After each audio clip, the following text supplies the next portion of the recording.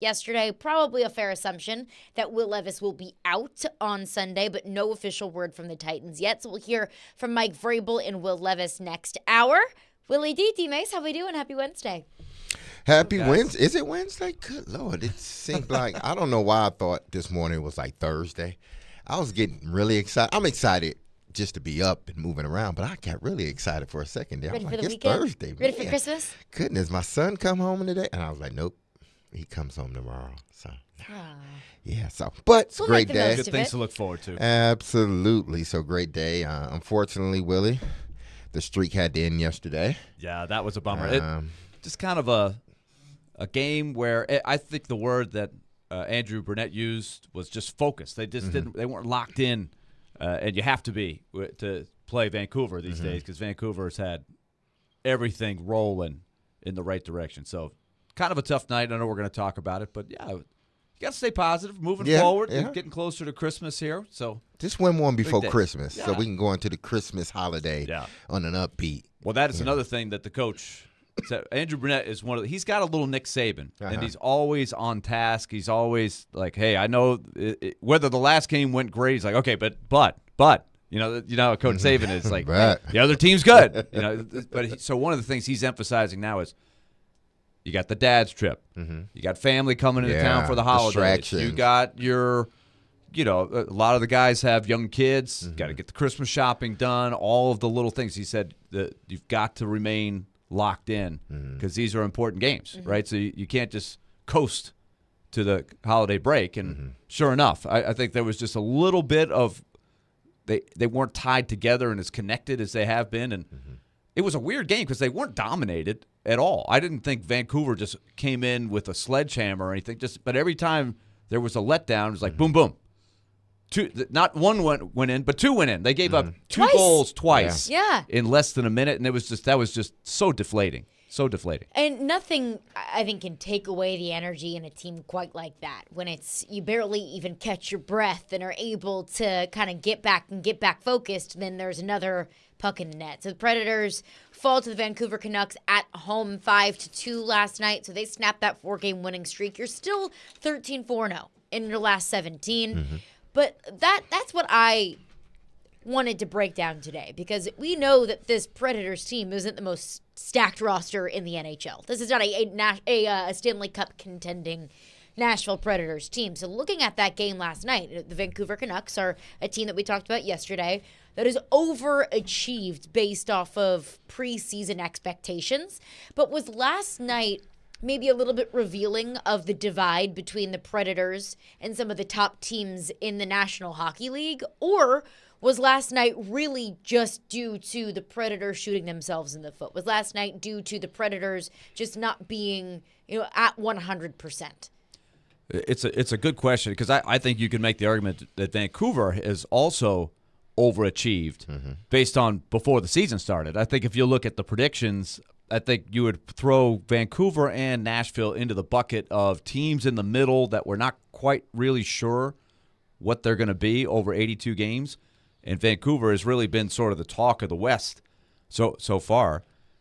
So it's weird because they've played Vancouver 3 times, and I don't think they felt good about how things went in any of the 3, and they got beat in all 3. But I do think it's a reminder that where they are, it's not a loaded roster, and they have to have the attention to detail to be effective. And that's what they have found ways to win by doing that, and you see what it looks like when there's a little bit of letdown there. Also, if we're going to praise UC Saros for games where he is saving a lot of goals above expected, last night just wasn't one of those nights. He wasn't able to erase mistakes. Like you can have a play in a game as a defenseman or even a forward, we're like, man, I just really screwed up. I lost my man. He got a wide open shot. And nobody remembers it at the end of the game except for, hey, Saros just made a great save. Hey, thanks, Juice. But last night it seemed like every time there was a little breakdown or a little opening, it went in the back of the net. And so expected goals at the end of the game, according to Sport Logic, and other people may have different ones, but it was only 3 goals. And Juice gave up 5, which is unlike him. Yeah. Unlike him at all. So I think he showed, you don't see him show frustration much, but if you really looked, he he got really ticked off. That fifth one went in. He was like, man, I can't believe that just happened, because he hasn't been giving up goals like that. He's been absolutely going the other way, just been stealing goals. So hopefully he'll be able to bounce back from that. So when you couple not his best night with not great attention to detail, you get beat 5-2.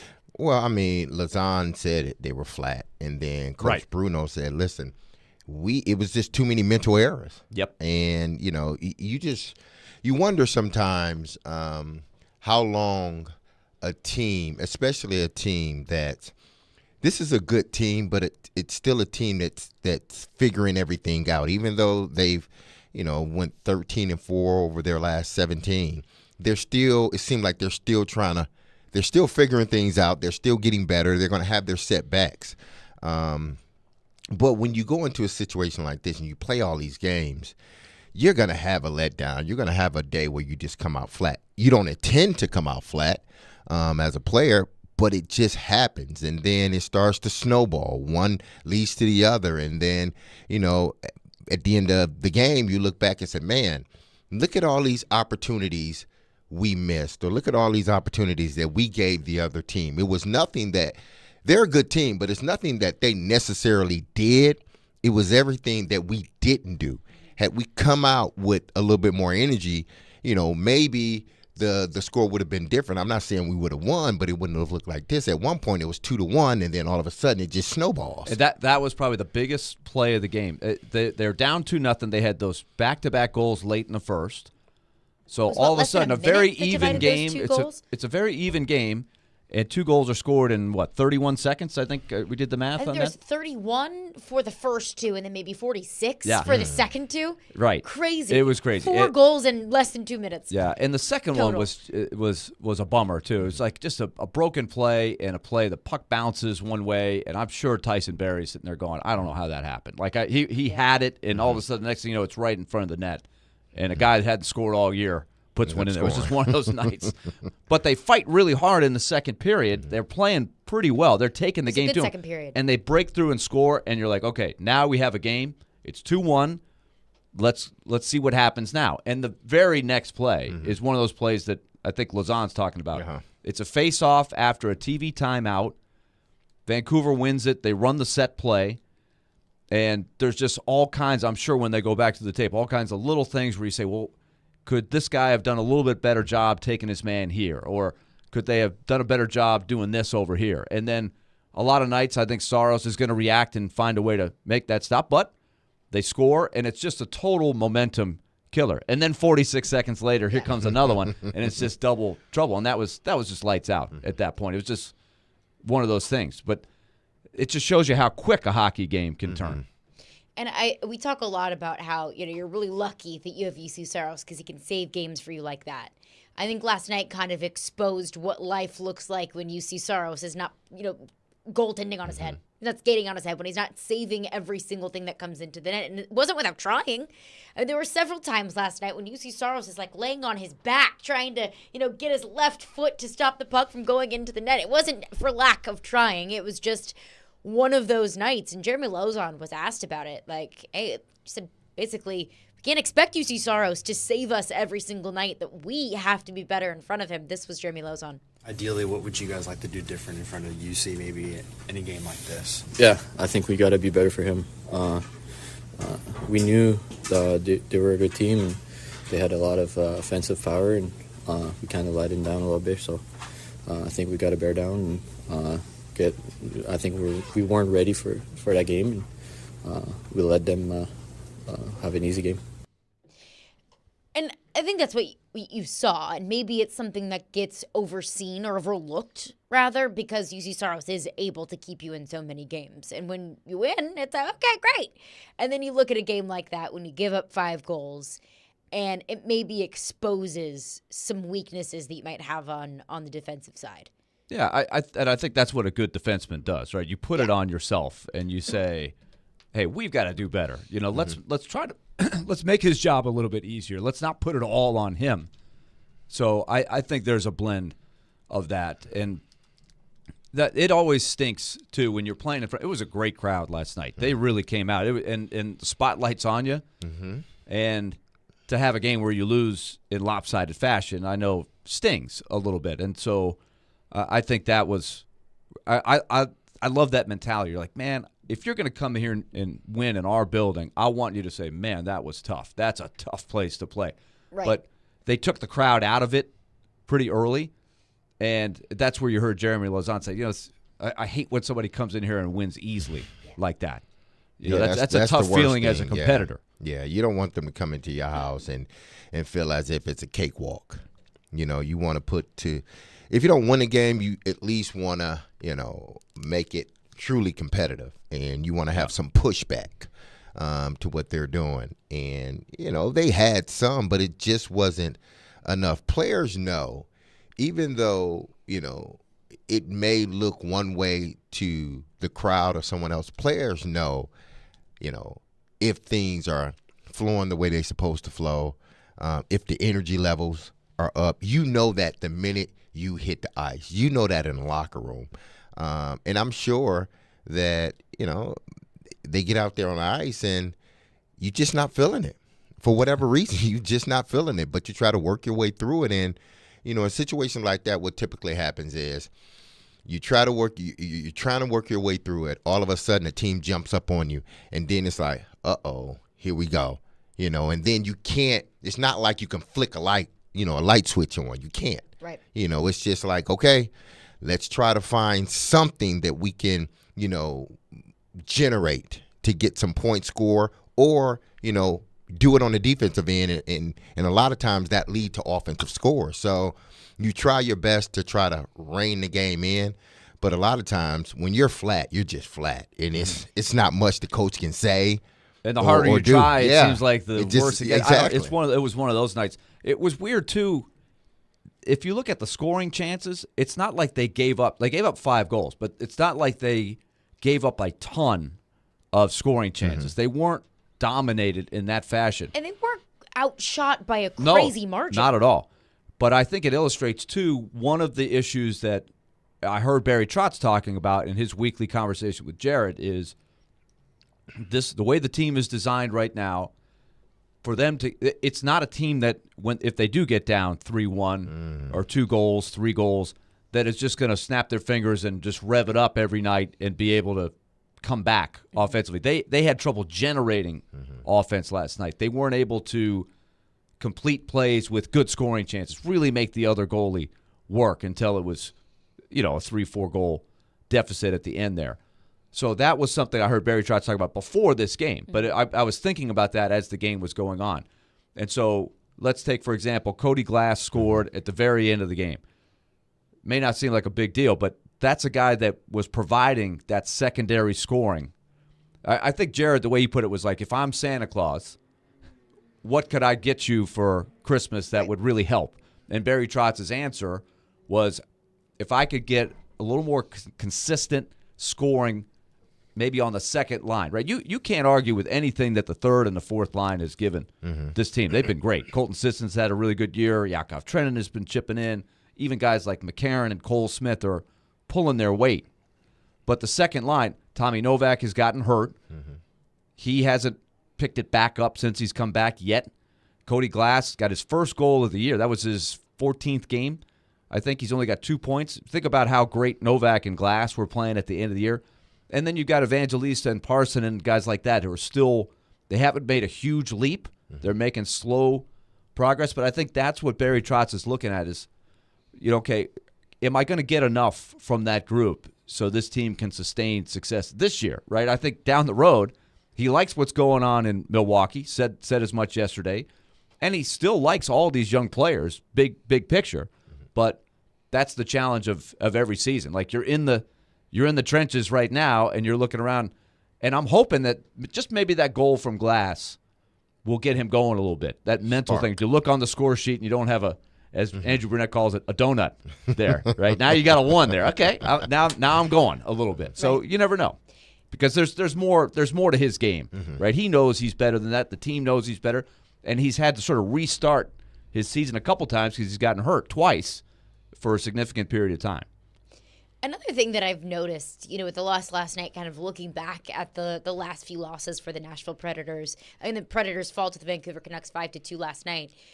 3 out of their last 4 losses. Now, the positive side of that is you got to go back 3 or 4 weeks to find 4 losses. So let's look at that through a glass half full perspective. Basically a month, yeah. Right. But looking at 3 of their last 4 losses, 5-2 last night against the Canucks, 4-0 in Toronto. You had the 4-3 loss in New York. It was a close game. 6-1 against the Wild. And 3 out of the 4 of those losses, those are blowout losses. What is that a weird coincidence? Is that feast or famine? We got nothing left in the tank in those kind of games? Yeah, because they've literally won every other game. I mean, they're 13-4. That is odd. I was thinking about that. They have had some games where when it goes bad, it's gone really bad. Like UC Saros is 10-2 in his last 12 starts, but in the 2 losses, he's been pulled in both of them. I guess you take that, right? Yeah. If you can go 10-2 out of every 12, I'll take the 2 bad ones. I guess. I don't know if that. The question is that does that mean anything going forward? Is that something that they're looking at saying what? But I just think it maybe illustrates that if you don't bring it in this league, and Mike Vrabel says this all the time on the football side, if you don't bring it, it almost doesn't matter who you're playing. Right? If you're going to get beat. Well, I say every game in these leagues, because you look at the schedules and you say, well, this is an easy, week or easy month. And no, every game you go out there and play is going to be a hard game because it's even with teams that are not as good. It's not about them. It's about you. It's about what you do, and that's why I don't understand. I can't understand the psyche of a hockey player, basketball player, or baseball player because they play so many games. For us, it's we play a game, then we get a whole week off to get ourselves mentally right. And even in that, sometimes we come out flat on a Sunday. Just think you're playing, consecutive games over and over again, night on, night off, night on, night off. And how does it hit you at certain points in the season? That's why you look at the scores and it's like, okay, they're winning. All of a sudden, the losses are not just losses, they're blowouts in a sense. Yeah. That's because how long can you hold on to that? Can you hold on to it for 4 games? Can you hold on to 5? How long can you hold on to that thing that keeps you winning? You can only hold on to it for so long because you're playing so many games. So when you see losses like this or losses that they had that were, basically lopsided, do you look at it from the standpoint of this team isn't there yet? Or do you look at it from the standpoint of it's just a long season and things like this are going to happen? I think that's where a good leadership group, and I heard Roman Yossi talking with Chase about this along with Joe. They had a good conversation this morning. You have to keep that level head, and that's what your focus is. Let's put that behind us. Let's learn from it, and the next game is tomorrow. We've got to get back on it. I had laughed at this, and I was thinking, here's the difference between football and baseball, basketball, hockey, where you're playing so many more games. That Hard Knocks, and I was watching just out of curiosity because it was the Titans game, and the Dolphins brought up one of the assistant coaches. I didn't even know who it was. And he gives this real rah-rah speech. He had a quote. It was great motivational speaking. But I was like, in hockey and baseball, and you don't have time to bring that guy up there. I'm sure the guy spent like a good hour putting that together. And the head coach is like, all right, you got your 5 minutes here. I want you to talk to the team. He knows the camera's on him. He knows he's on HBO, and he wants to. And he did a great job with delivering it. I was like, but that's just not hockey and baseball and basketball because it's just on to the next one. You don't spend a week getting ready for that game like you do football. It's a different mentality. Want to get into some of your thoughts, reactions from the Preds game last night. Our phone lines are driven by WilsonCountyHyundai.com. Cam is on the line with the Preds thought. What's up, Cam? Yeah, so, I was listening to the game last night on the radio at work, and I really wasn't that disappointed. I mean, don't get me wrong, I'm disappointed, but it kind of – I was just thinking about the Lakers. And, the Lakers just won the in-game tournament or the in-season tournament, but then turned around and got spanked by the Spurs. And the Spurs they were in contention for, like, one of the worst records in NBA history. Yeah, the Spurs stink. Exactly. And I just think – it's just part of the season. I mean, like D-Mase just said, 82 games is. I mean, I go to work 5 days a week, and I have days where I'm like, man, I ain't gonna do it today. I'm just not gonna do it today. And I just feel like I didn't think any differently about the team about that game last night. I mean, you just have off nights, you just have bad games, and I'm still happy where the team is, and I think that they're still a really, really good team. Thanks. Yeah. Thank you for your call, Cam. I think our boss is listening, so I'm not going to say that I can relate to not bringing my A game 5 days a week. But Got to bring it. Suit is ever present. Right, exactly. Suit's You listening. saying you're sloughing on us? Yeah, the suit is watching. To the point of you don't feel different about this team. You shouldn't feel different about this team. I don't think that one game should completely shift your perspective of this game, or this team rather, one way or another. But it's looking at some trends, and it's looking at it like, look, sometimes you're not going to have your best. Sometimes your goaltender, who's able to steal games for you, isn't able to steal a game for you. Mm-hmm. But speaking of the goaltender, he was pulled in the third period. Did you agree with that decision? I mean, I think, and if you let me know if you feel this way, Willie. Sometimes I think it's not necessarily, yes, you're going to pull him because of his play, but sometimes you just want to pull him out of there so he can kind of watch the game, and sort of think about what happened in the game and just go on the sideline, reflect, calm down, do what you need to do. We're going to bring this other guy in here. It's a long season. We're not going to, once we go back to the film, if we even have time to watch it, we might watch excerpts of the film. You're gonna see that it wasn't probably as bad as you thought it was. So let's just pull you to the side, let you rest, let the other guy Lincoln and come in and get the job. Because right now we're at a point where we're not going to win the game. Win this game. Yeah. So I'm not too worried about the goalie being pulled. It happens. Yeah. I think it was just that kind of night. Mm-hmm. And so sometimes it's just a feeling that I think a lot of people who watch every night, when that goal goes in, mm-hmm. there's a lot of different reasons you do it. It's not all, hey, Saros doesn't have it tonight, let's get him out of there. It's a little bit of, hey, it's not his night, but also it's a little shot it's a shot to the bench. Mm-hmm. It's, hey, we're better at this. We don't lose 5-1. What's going on here? Right. I want everybody to feel it. We're taking juice out of the game. And it's also you lose the battle to win the war, mm-hmm. right? You take them out. Let's get Lankin in some work, and let's now start kind of looking ahead to Thursday. But especially if you do it in the third period. If it's in the first period, I think a lot of times that's the shock wave where you're trying to just shake it up. Yeah. And maybe get everybody to change the energy, the feeling. That's why sometimes guys drop the gloves and fight. They try to just change the energy, change the whole feeling around the game. Hockey's a game like that where that has been a time-tested thing. And that was an interesting thing. That was an interesting thing that happened at the end of the first period. Jeremy Lauzon just blows a guy up totally legally, a guy about half his size. Mm-hmm. And so Lauzon is just – he's been really phenomenal in how he's ending plays along the boards. He just crushed the guy, Connor Garland. And his line mate comes in to sort of defend him. Mm-hmm. And Lauzon's like, what do you mean? This was a totally legal hit. I'm allowed to hit people. Like, I'm not fighting. And Dakota Joshua wanted to fight him. This is how I saw it. I haven't talked to the guys after it. But then Michael McCarron sees that. So, you want to fight somebody? I'll fight you. Mm-hmm. And then Joshua said, oh, no. I'm not going to fight you. And so McCarron gets a penalty because he sort of goes after him. Mm-hmm. And so they gave him an unsportsmanlike. And then he just lost his mind. And I don't know exactly what he said to the official, but he got thrown out of the game. So he must have said, as we say, the magic words. Yeah. Some of the magic words. I'm not sure which ones. He said those words that your grandmama make you eat soap for. Something to that effect, exactly. Yeah. Well, Willie, but then they lost him. They lost him for the rest of the game. That didn't help the rhythm of the situation. You're headed to Philadelphia. We are, the city of brotherly love. I'm about to get on the plane with all the dads, so it should be quite interesting. It always is on the dad trip. Speaking of some language that might make you exactly wash your mouth out with soap, should be a good time. Willie, safe travels, and have a good call tomorrow night. I'll talk to you from Philly tomorrow. Absolutely. We will see you there. All right, 615-737-1025 is our phone number. We'll get back into your phones. We'll hear from Mike Vrabel in just under 1 hour.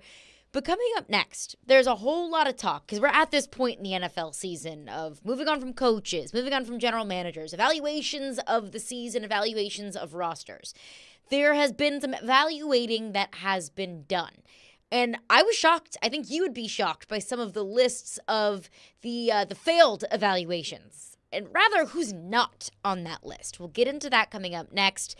Caroline, Willy, D-Mase, we are brought to you by Zen Sports. Start earning cash rewards on your bets today. Gambling problem? Call 1-800-889-9789. Terms and conditions apply. Must be 21 or older and in Tennessee to bet.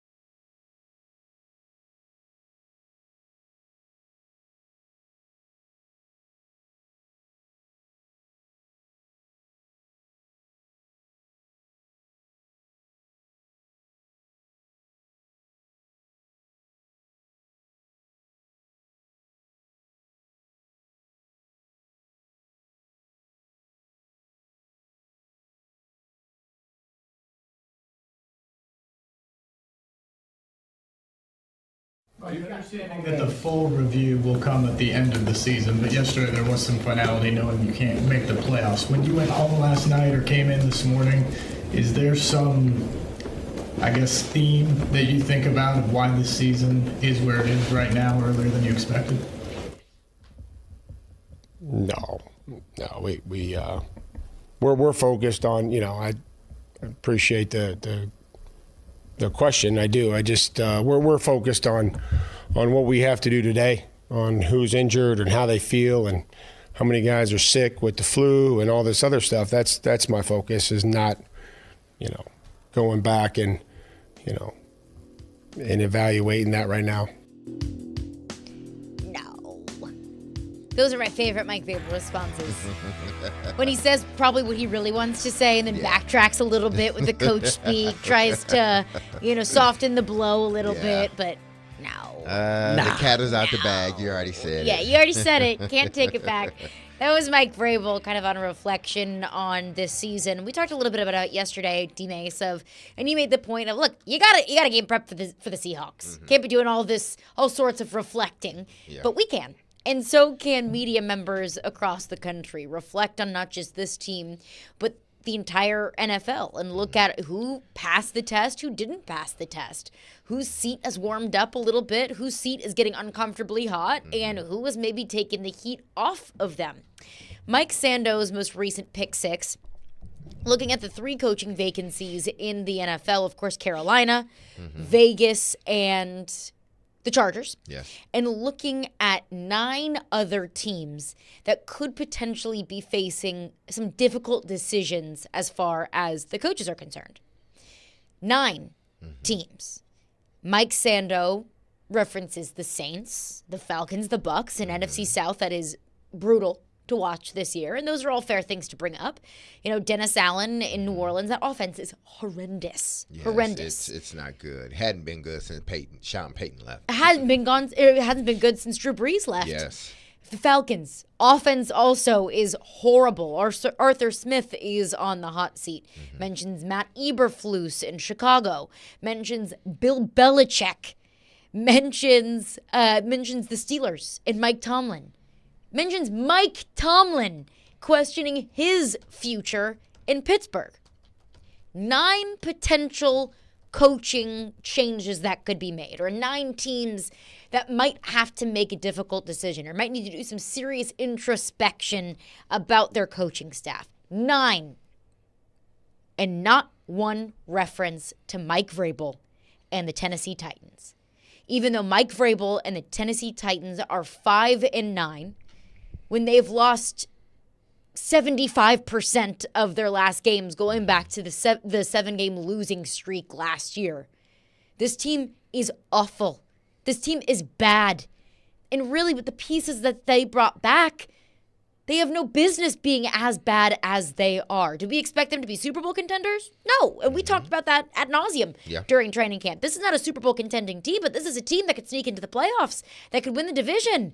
But they have no business being as bad as they are, and no mention of Mike Vrabel among 9 coaches, including Bill Belichick and Mike Tomlin in this list. D-Mase, I don't know when the national love for Mike Vrabel is eventually going to start to dissipate.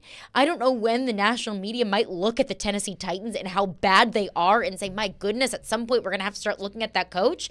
But we're not there yet, and that is shocking to me. Yeah, it is. But I've always said, listen, Mike Vrabel,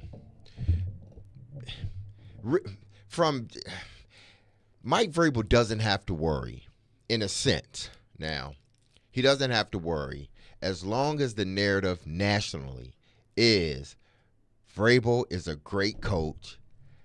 Look at what he does, because they always shape the narrative, and we talked about this earlier in the week. They always shape the narrative when talking about Mike Vrabel. And listen, he's earned it. Let's look at some of his notable wins throughout his career. You had the Titans and the Ravens, January 11th, 2020, in the divisional round. They beat the Ravens 28-12.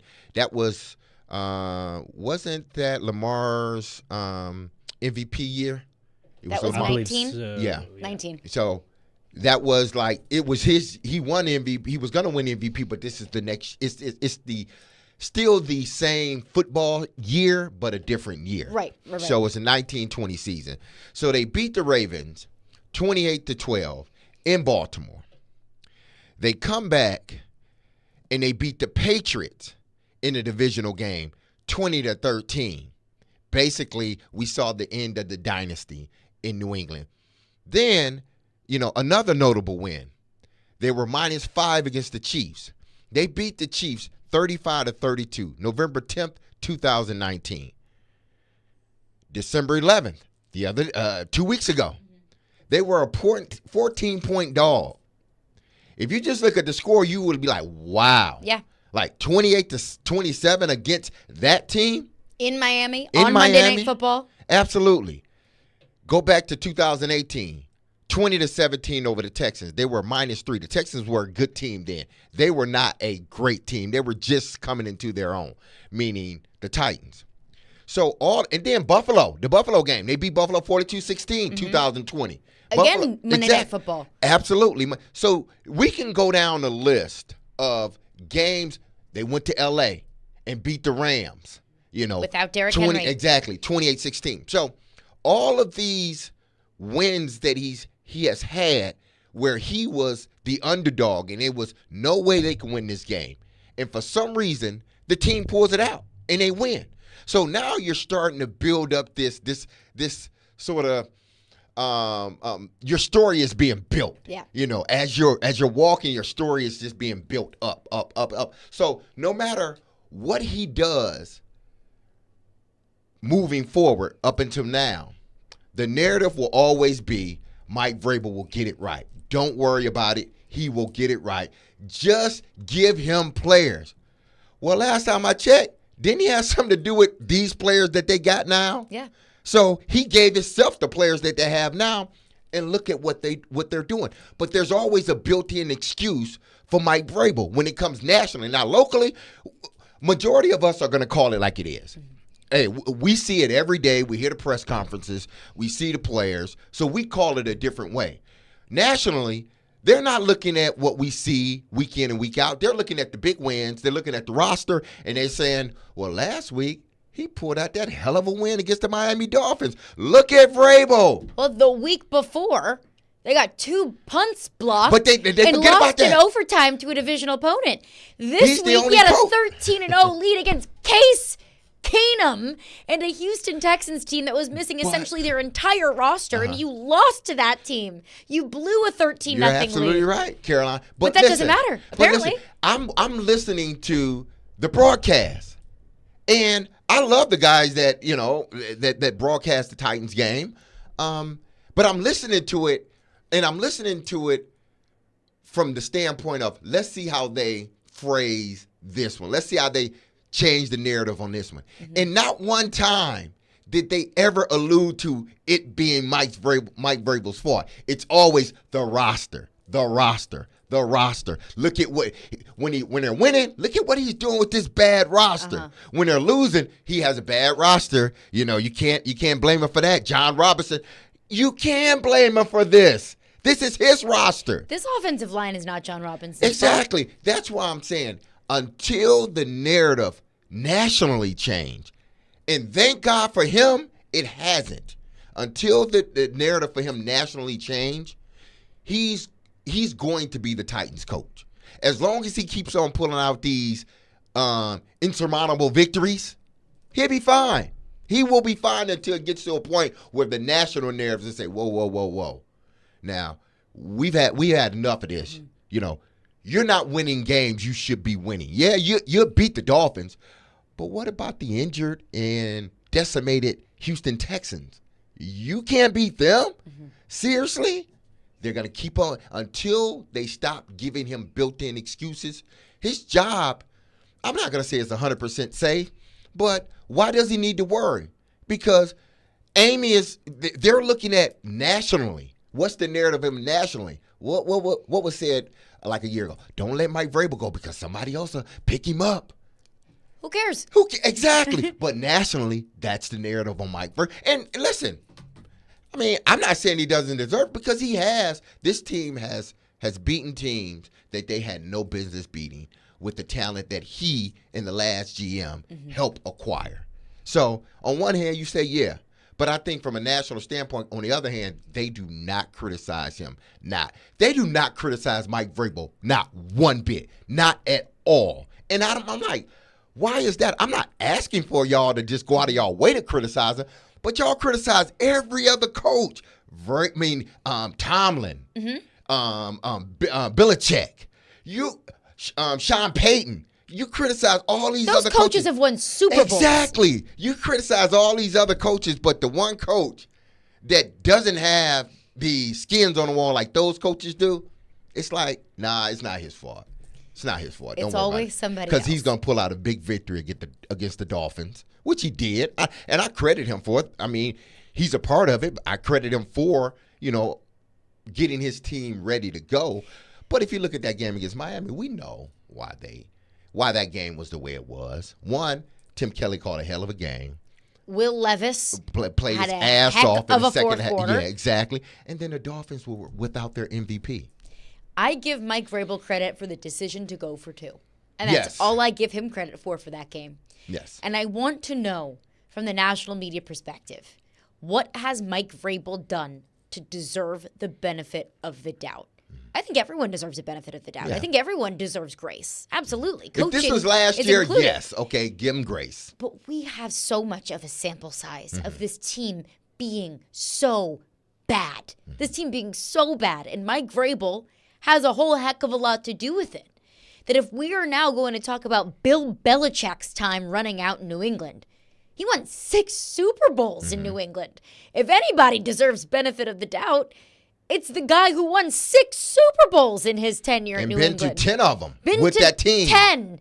Mike Vrabel hasn't been to a Super Bowl. He hasn't won a Super Bowl. Mike Vrabel hasn't won anything. I think Mike Vrabel's a good coach. Yes, I do too. But where's this benefit of the doubt coming from? I have no idea where it's coming from. Again, we're not advocating for Vrabel to be fired because I do believe he's a good coach. But when does that stuff stop mattering? When does, people start to, from a national standpoint, start to hold his feet to the fire in regards to this? When do you do it? You didn't do it last year, and I get it why you didn't do it last year, but you didn't do it. You didn't do it this year. And here's the funny part about it. From a national narrative, they criticize players up and down. They still criticizing Lamar Jackson. Oh, I heard it this morning. He hadn't won a playoff game. He's only won one playoff game. The kid's been an MVP. He hadn't had the playmakers that some of these other quarterbacks have had.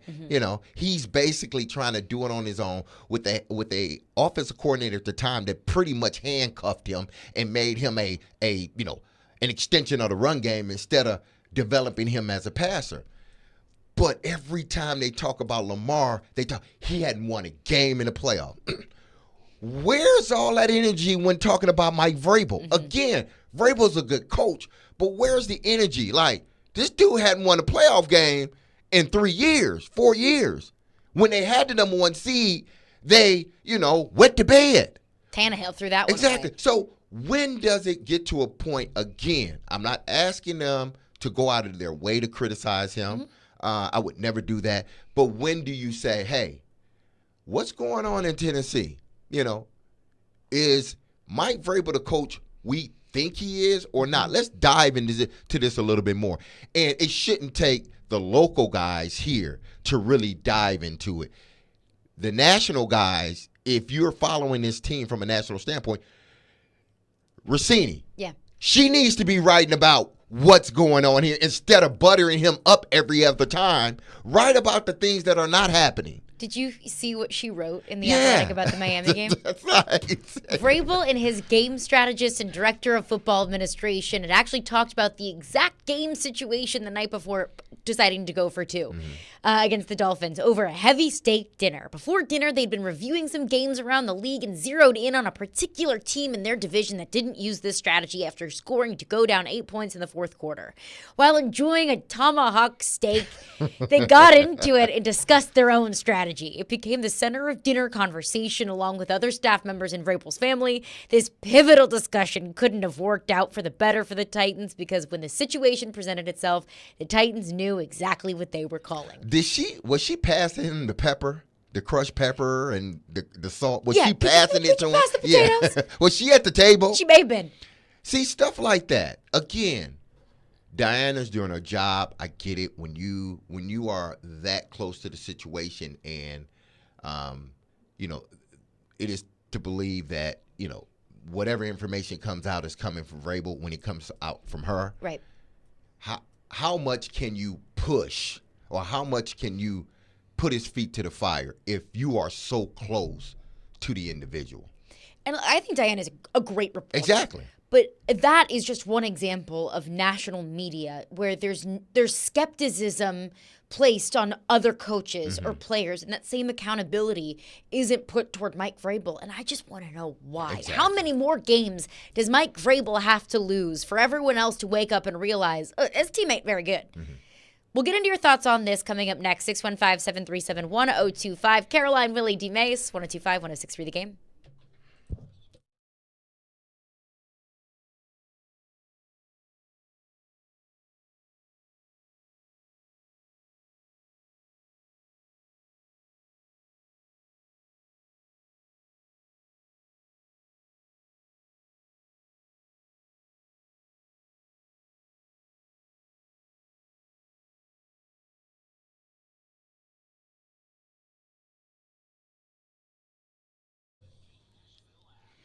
Happy hump day. Man, check it out. Listen up. I need to tell you about Cool Springs MD. Over the years, more men have started to seek help for hormone deficiencies and imbalances. And Dr. Jeffrey Lodge and his wife, Daphne, along with that wonderful and experienced staff, give men the treatment required to improve their quality of life. Cool Springs MD services have already helped many men of Brentwood, Nashville, including yours truly, and the surrounding areas in Tennessee with improving their immune systems. I rarely get sick, people. Energy levels. You see how excited I am each and every day I come to work.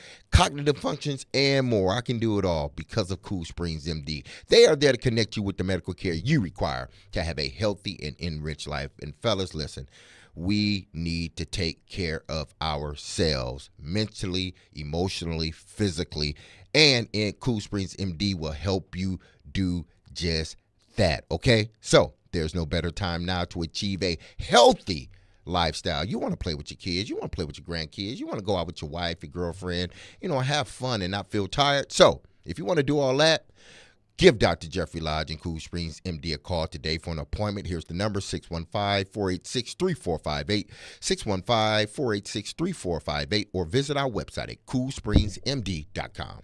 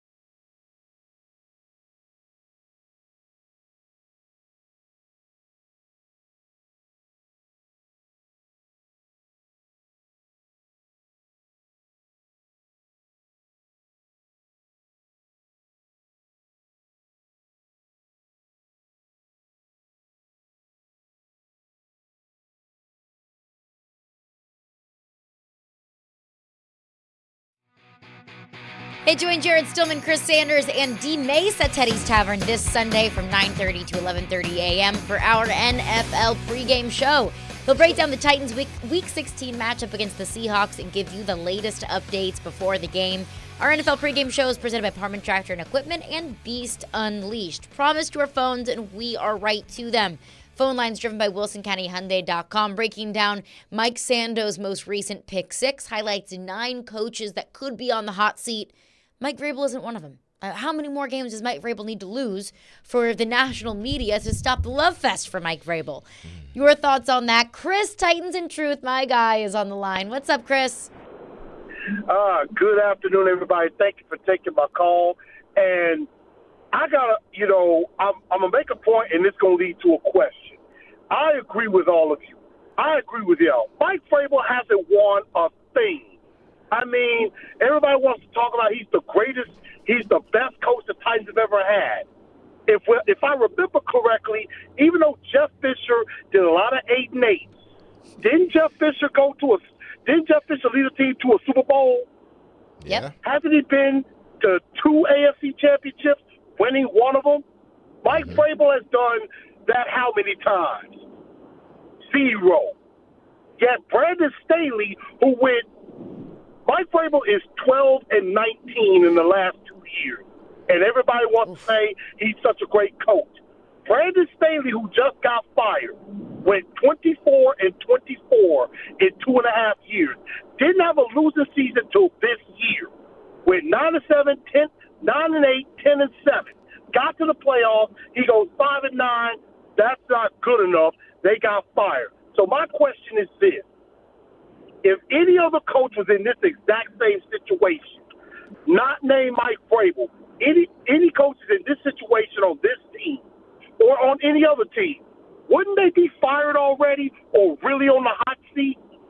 And I'll listen off there. Thank y'all. Yeah, thank you, Chris. Appreciate Chris. your call. I think the one difference between Brandon Staley and Mike Vrabel is the Chargers had their franchise quarterback. They signed Justin Herbert to that massive extension. They had a loaded roster and were not winning enough games. The Titans don't have nearly as good of a roster as the Chargers do. Now, it doesn't excuse winning as many football games as they have, but to be fair, that is the biggest difference there. Yeah, and Staley, who's supposed to be this defensive guy. The defense is horrendous. Yeah, that defense was horrendous. Now, listen, you got to give him a little credit too, Staley. He deserves a bunch of the blame, but this is a guy that, each year he's been coached, they've been decimated with injuries. And to key roles, they lose at least 1 or 2 receivers every year for a significant amount of time. They always lose somebody on defense, a key player, for a significant amount of time.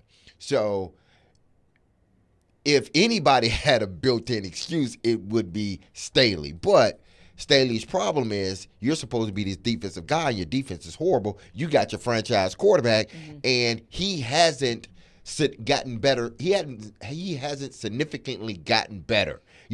He's getting better, but it's not to a point where you see some of these other young quarterbacks under different systems, getting better and surpassing him. Right. There's no way, as much as I like Joe Burrow, that he should have passed up Justin Herbert so quickly.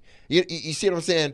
Because to me, that Charger team was always a team in a position to win. Yeah. You look at every position, they're in a position to win. Skill guys, they got them. Defensive guys, they got them. But for some reason, they can't put it together, so it all falls on the coach. But on the flip side, you look at Vrabel, and it's like, dude, I know you don't have your franchise quarterback, but you got you a good quarterback. You got you a franchise running back. You haven't been able to recapture that thing that y'all had in 2018 or 19 when they went to the AFC Championship game. You haven't been able to recapture that. If that was a player doing what Vrabel did, a quarterback doing what Vrabel did, they would be saying, we may need to make a change. The national narrative would be, they may need to make a change because that quarterback hadn't won since, as they do Lamar Jackson, since this, and they do a lot of franchise quarterbacks. They do Josh Allen that, even though I don't believe Josh Allen is an elite quarterback in my eyes. He's a good quarterback, really good one, but he's not elite like some of the other guys. Even with him, they criticize Josh Allen, and rightfully so. What has Josh Allen won? Absolutely. So I'm really trying to figure this out, like we all are on this show. What is the deal with Vrabel in the national media? To Chris's point, 12-19, going back to the 7-game losing streak last year. If that's in Philadelphia, oh, he's gone. Kansas City, He's gone. Pittsburgh, Gone. New York, maybe not. There's some bad football in New York. Yeah. Any other, But he would be on the hot seat. He would absolutely be on the hot seat. That would be a topic of conversation on SportsCenter. That coach would be listed in these coaches on the hot seat, or listed amongst coaches that could be, whose job securities could be in question. Why is it different here? Why is the standard different with the Titans? Oh man, that's what we're trying to figure out. It shouldn't be.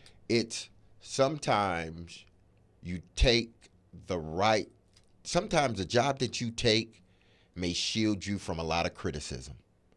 And the job that he took with the Titans, and he had some early success, but it has shielded him from a lot of criticism. It has. If he's anywhere else, he's getting criticized. His tail is on the hot seat.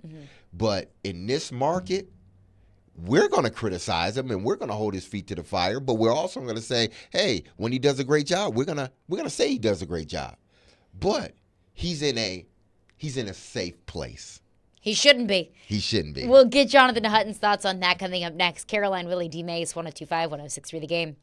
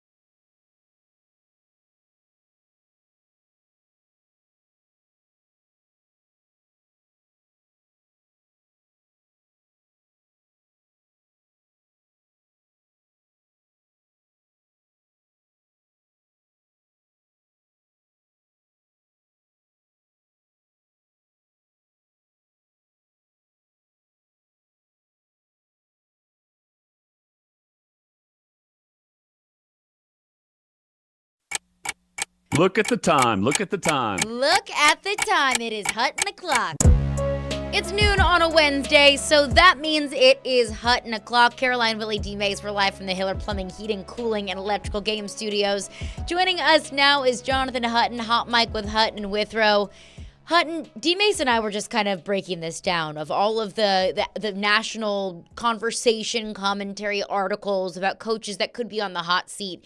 Seeing several different lists, several different conversations, yet none, at least that we have seen, have involved Mike Vrabel. Do you think that's fair and justified? And do you expect maybe some potential coaching changes, maybe not at the top necessarily, but underneath Mike Vrabel coming up over the next few weeks with the Tennessee Titans?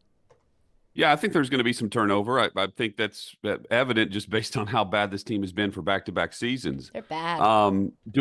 Absolutely. Do I think it's fair and justified that his name's not on a list of like 10 to 15 coaches? I mean, I'm exaggerating there, but it's lengthy. It's not necessarily fair or justified, but do I expect him to be fired? No, I do not. If I'm putting together a list of hot seat coaches, I'm not listing him simply because I don't think he's going to be fired. Now, I didn't think J-Rob was going to be either when he was fired. But does it set up a hot seat list for 2024? Oh, yeah. Yeah. And the discussion, and I'm sorry, guys, I missed what you were saying just before I jumped on with you. But I heard a bit of earlier conversation.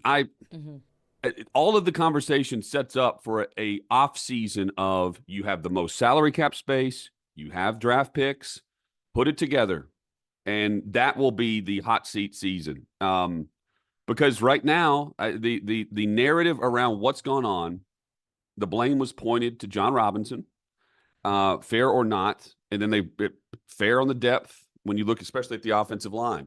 And now Rand Carthon and the general manager and the head coach are not aligned contractually.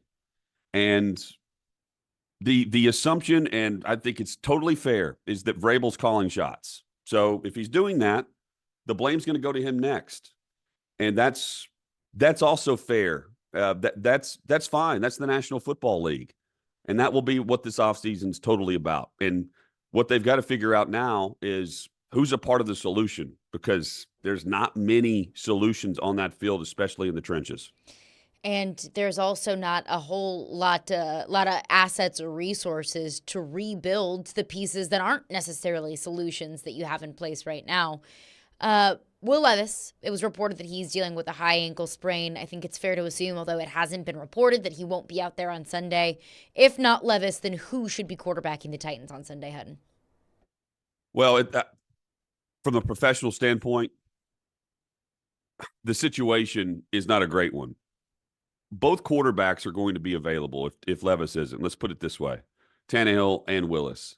I'm having a long conversation with Ryan Tannehill because the way he's handled things has been in the professional manner. The way he handled things last year, playing through and then ultimately having the surgery, getting hurt again, all that professional. He's been very good for the organization. And they went with Levis for a reason.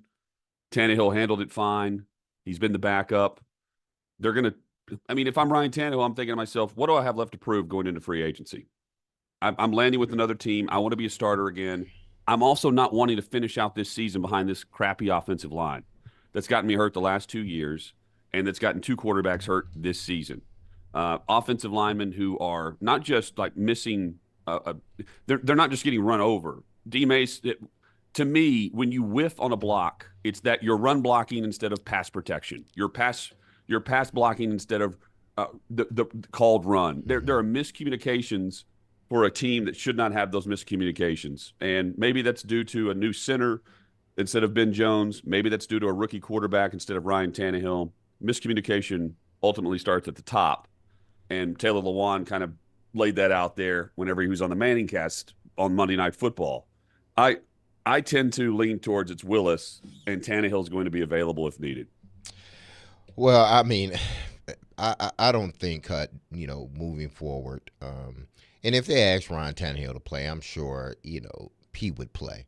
But I wouldn't even put him in that position to even be out there considering what's in front of him. If you want to do him a favor, don't put him out there unless you have to.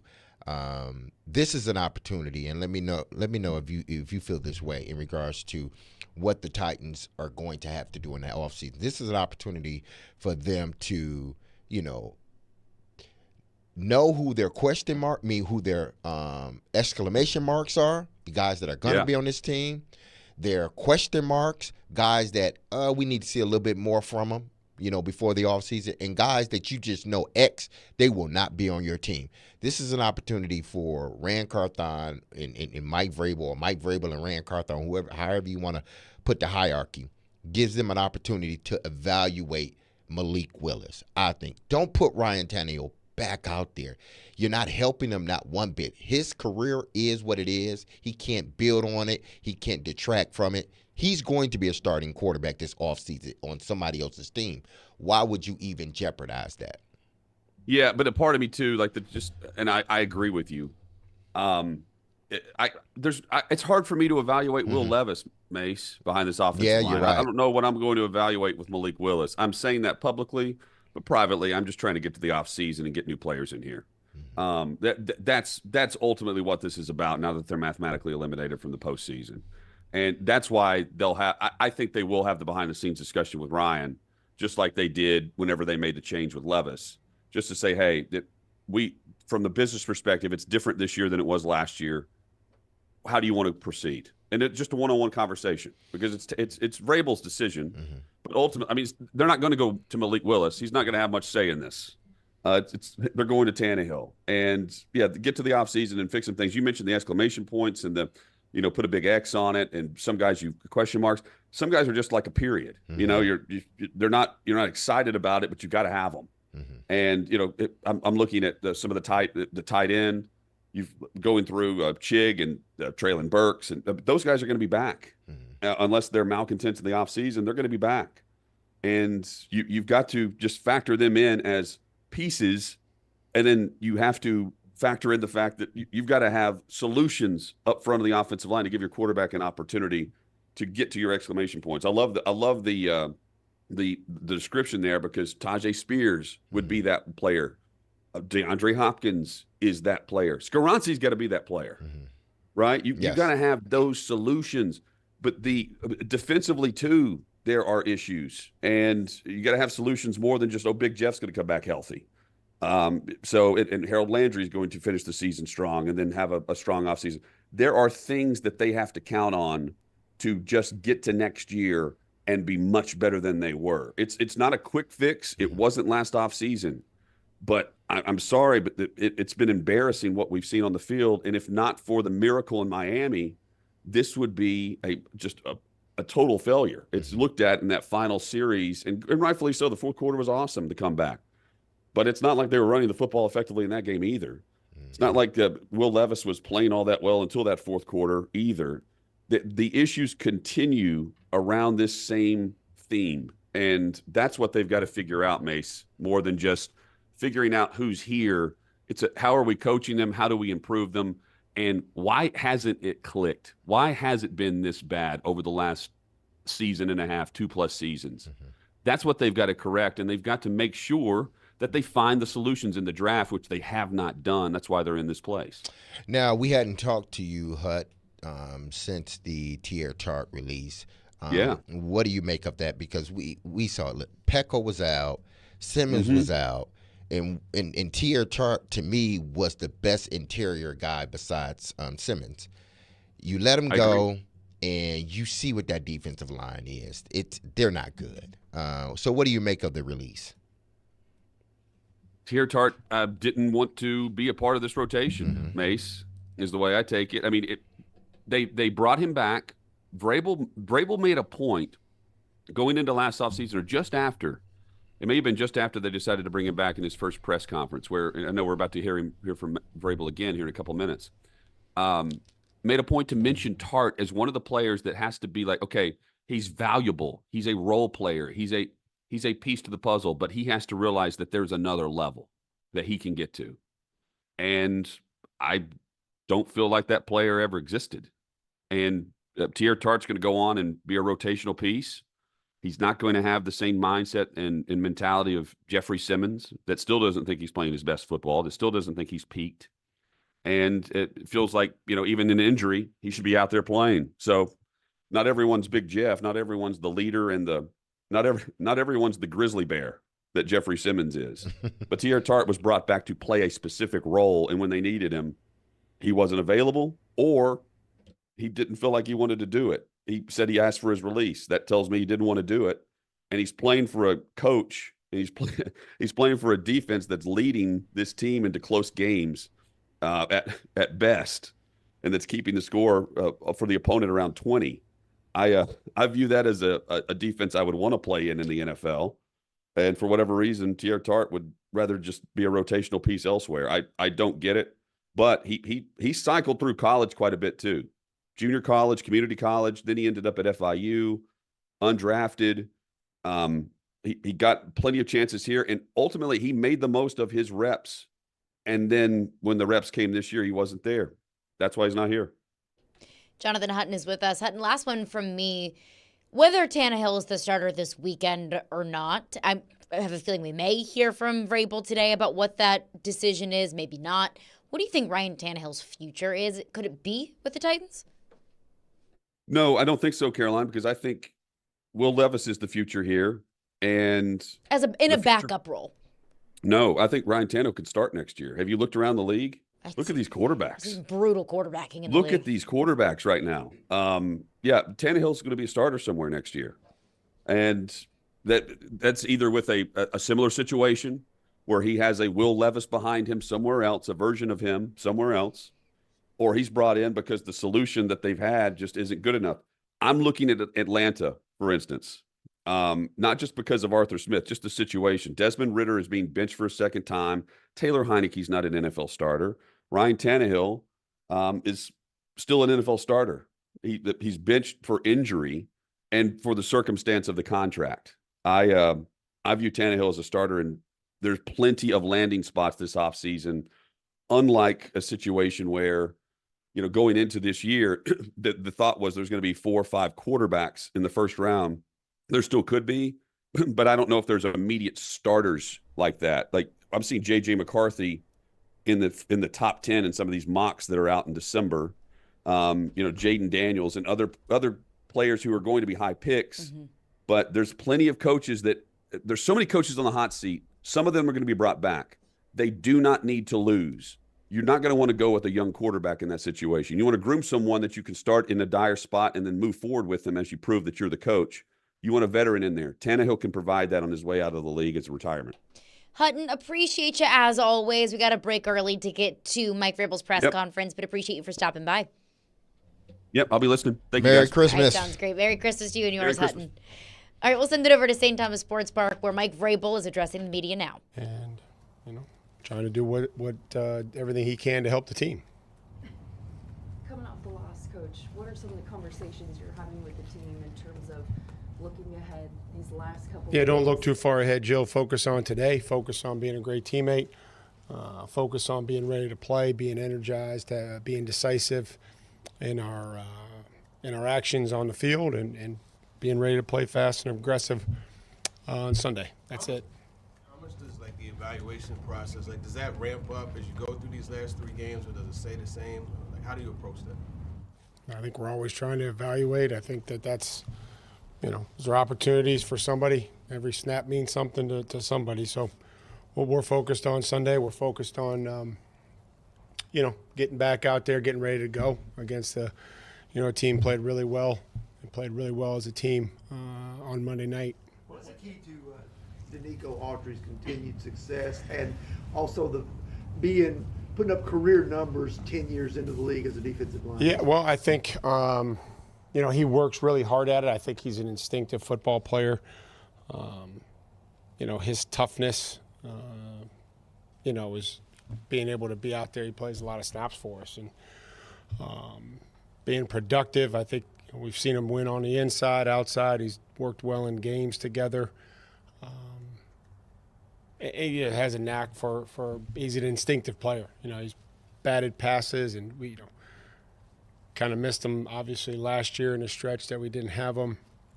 and understands football very well, whether it's in a run game or what he's trying to do in pass rush, or if he has to move and move a gap and attack another offensive blocker.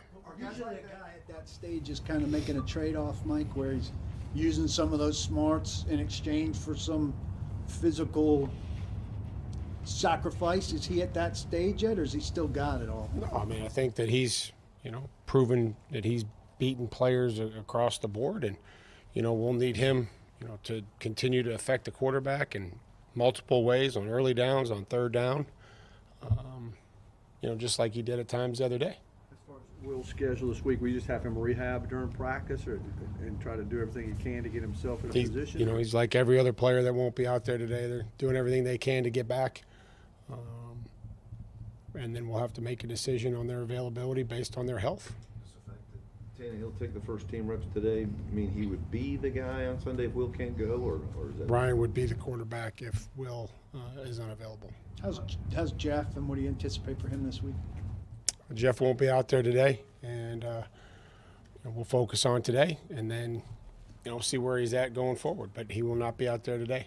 Like what he said Monday, that this is an unfamiliar position to be eliminated at this point. You weren't even sure then what your message would be to the team. You said you tried to figure it out before they came back.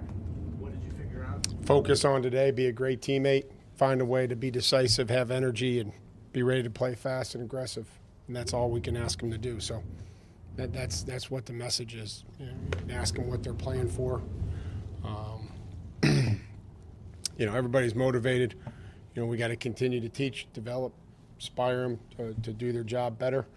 And that's our goal as coaches, and focus on today and, work. When you look to defend them, their receiving core and all the different shapes and sizes they come in, what are maybe the challenges you're dealing with? Well, they move it around. Those three receivers they're all different, and they all have similar amount of targets. So they're finding ways to get them the ball, whether that's in a play pass, whether that's on quick game, the drop back stuff, and so they do move it around. They do a nice job of complementing the run game with some of the play passes, and they trust guys over there if they're singled up in post safety defense. It's got to be ready to defend over there on the weak side. You've had a chance to see Will for 8 weeks now. What are maybe the 2 or 3 things that stand out for you is that you've liked the most from what you've seen from him? Well, I think all our quarterbacks have a degree of toughness that you have to have playing this game. So I would say that's something that he's exhibited. We've talked about his ability to make a mistake and come back. I think there's some resiliency there. So that's an important quality for any position. When you look at their 3 tight end package and how they can pass as well as run out of that, how much stress does that put on you guys as a defense? Well, their ability to stay balanced and use Fant and, Disley in multiple ways. They have all the same plays. It's just out of different personnel groups and different formations. They do a nice job of formation it, so the plays all end up, carrying over through personnel groups, it looks like, being able to get to the same plays out of 11, 12, or like you mentioned, 13.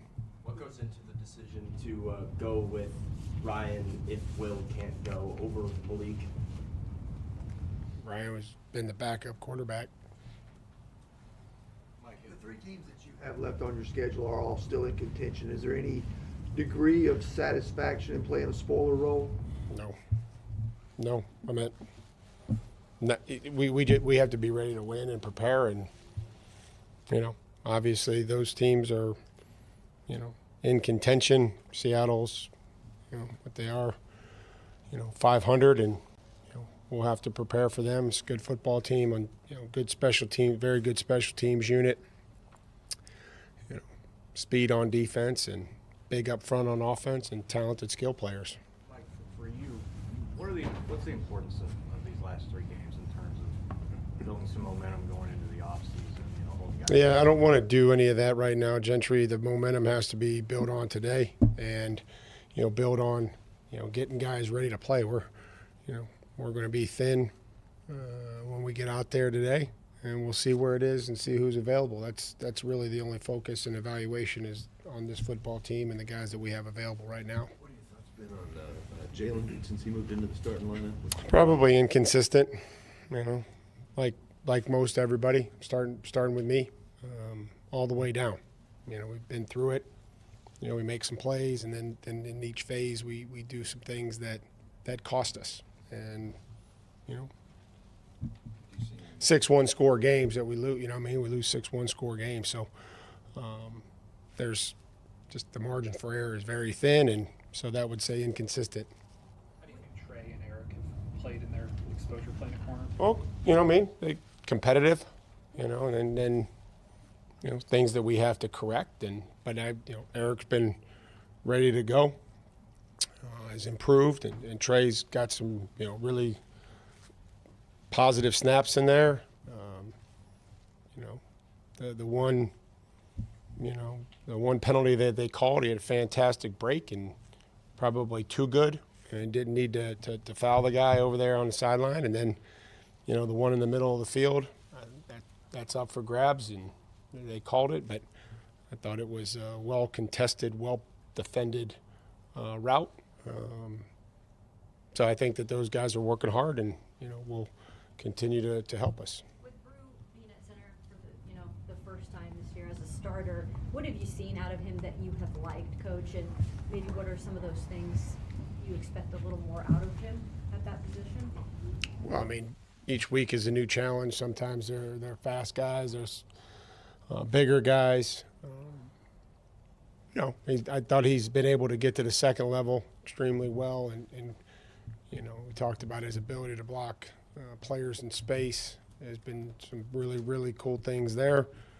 Always, in whether it's in pass protection or passing off games, and things that we all can work on. Who else isn't practicing? It's a long list, buddy. You'll have to take a peek when you get out there. Jeff won't be out there. Burks won't be out there. Hooker won't be out there. Nick Westbrook won't be out there. Wesco won't be out there. Brew won't be out there. Brunskill won't be out there. Levis won't be out there. SMB won't be out there. Don't interrupt me, Kayla. I was. It wasn't that funny. Just leave the jokes to me. It was pretty good, Teresa. That'll be it. That's all. You said Brewer. All right. Awfully jovial from Mike Vrabel. That was another level of cranky. That was another level of I don't want to be here talking to you right now. But the big news from Mike Vrabel there, he says if Will Levis can't go, Ryan Tannehill will be the starter. But we will hear from Will Levis coming up next. We'll carry that live and in its entirety. Caroline, Willy, D-Mase, 102.5, 106.3 The Game.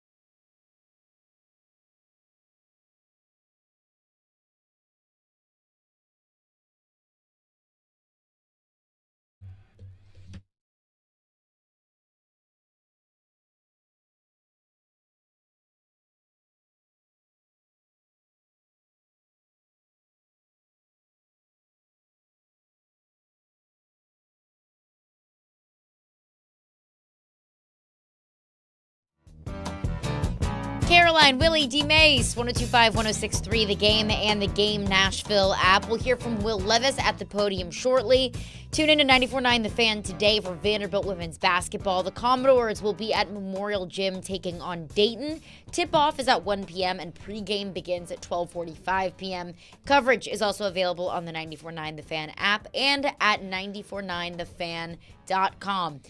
Just heard from Mike Vrabel at the podium, and the big chunk of news is if Will Levis can't go. Now, Jeremy Fowler reported on Monday night that Will Levis is dealing with a high ankle sprain.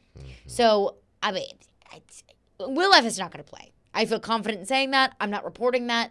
The Titans haven't reported that. I don't think that they want to report that.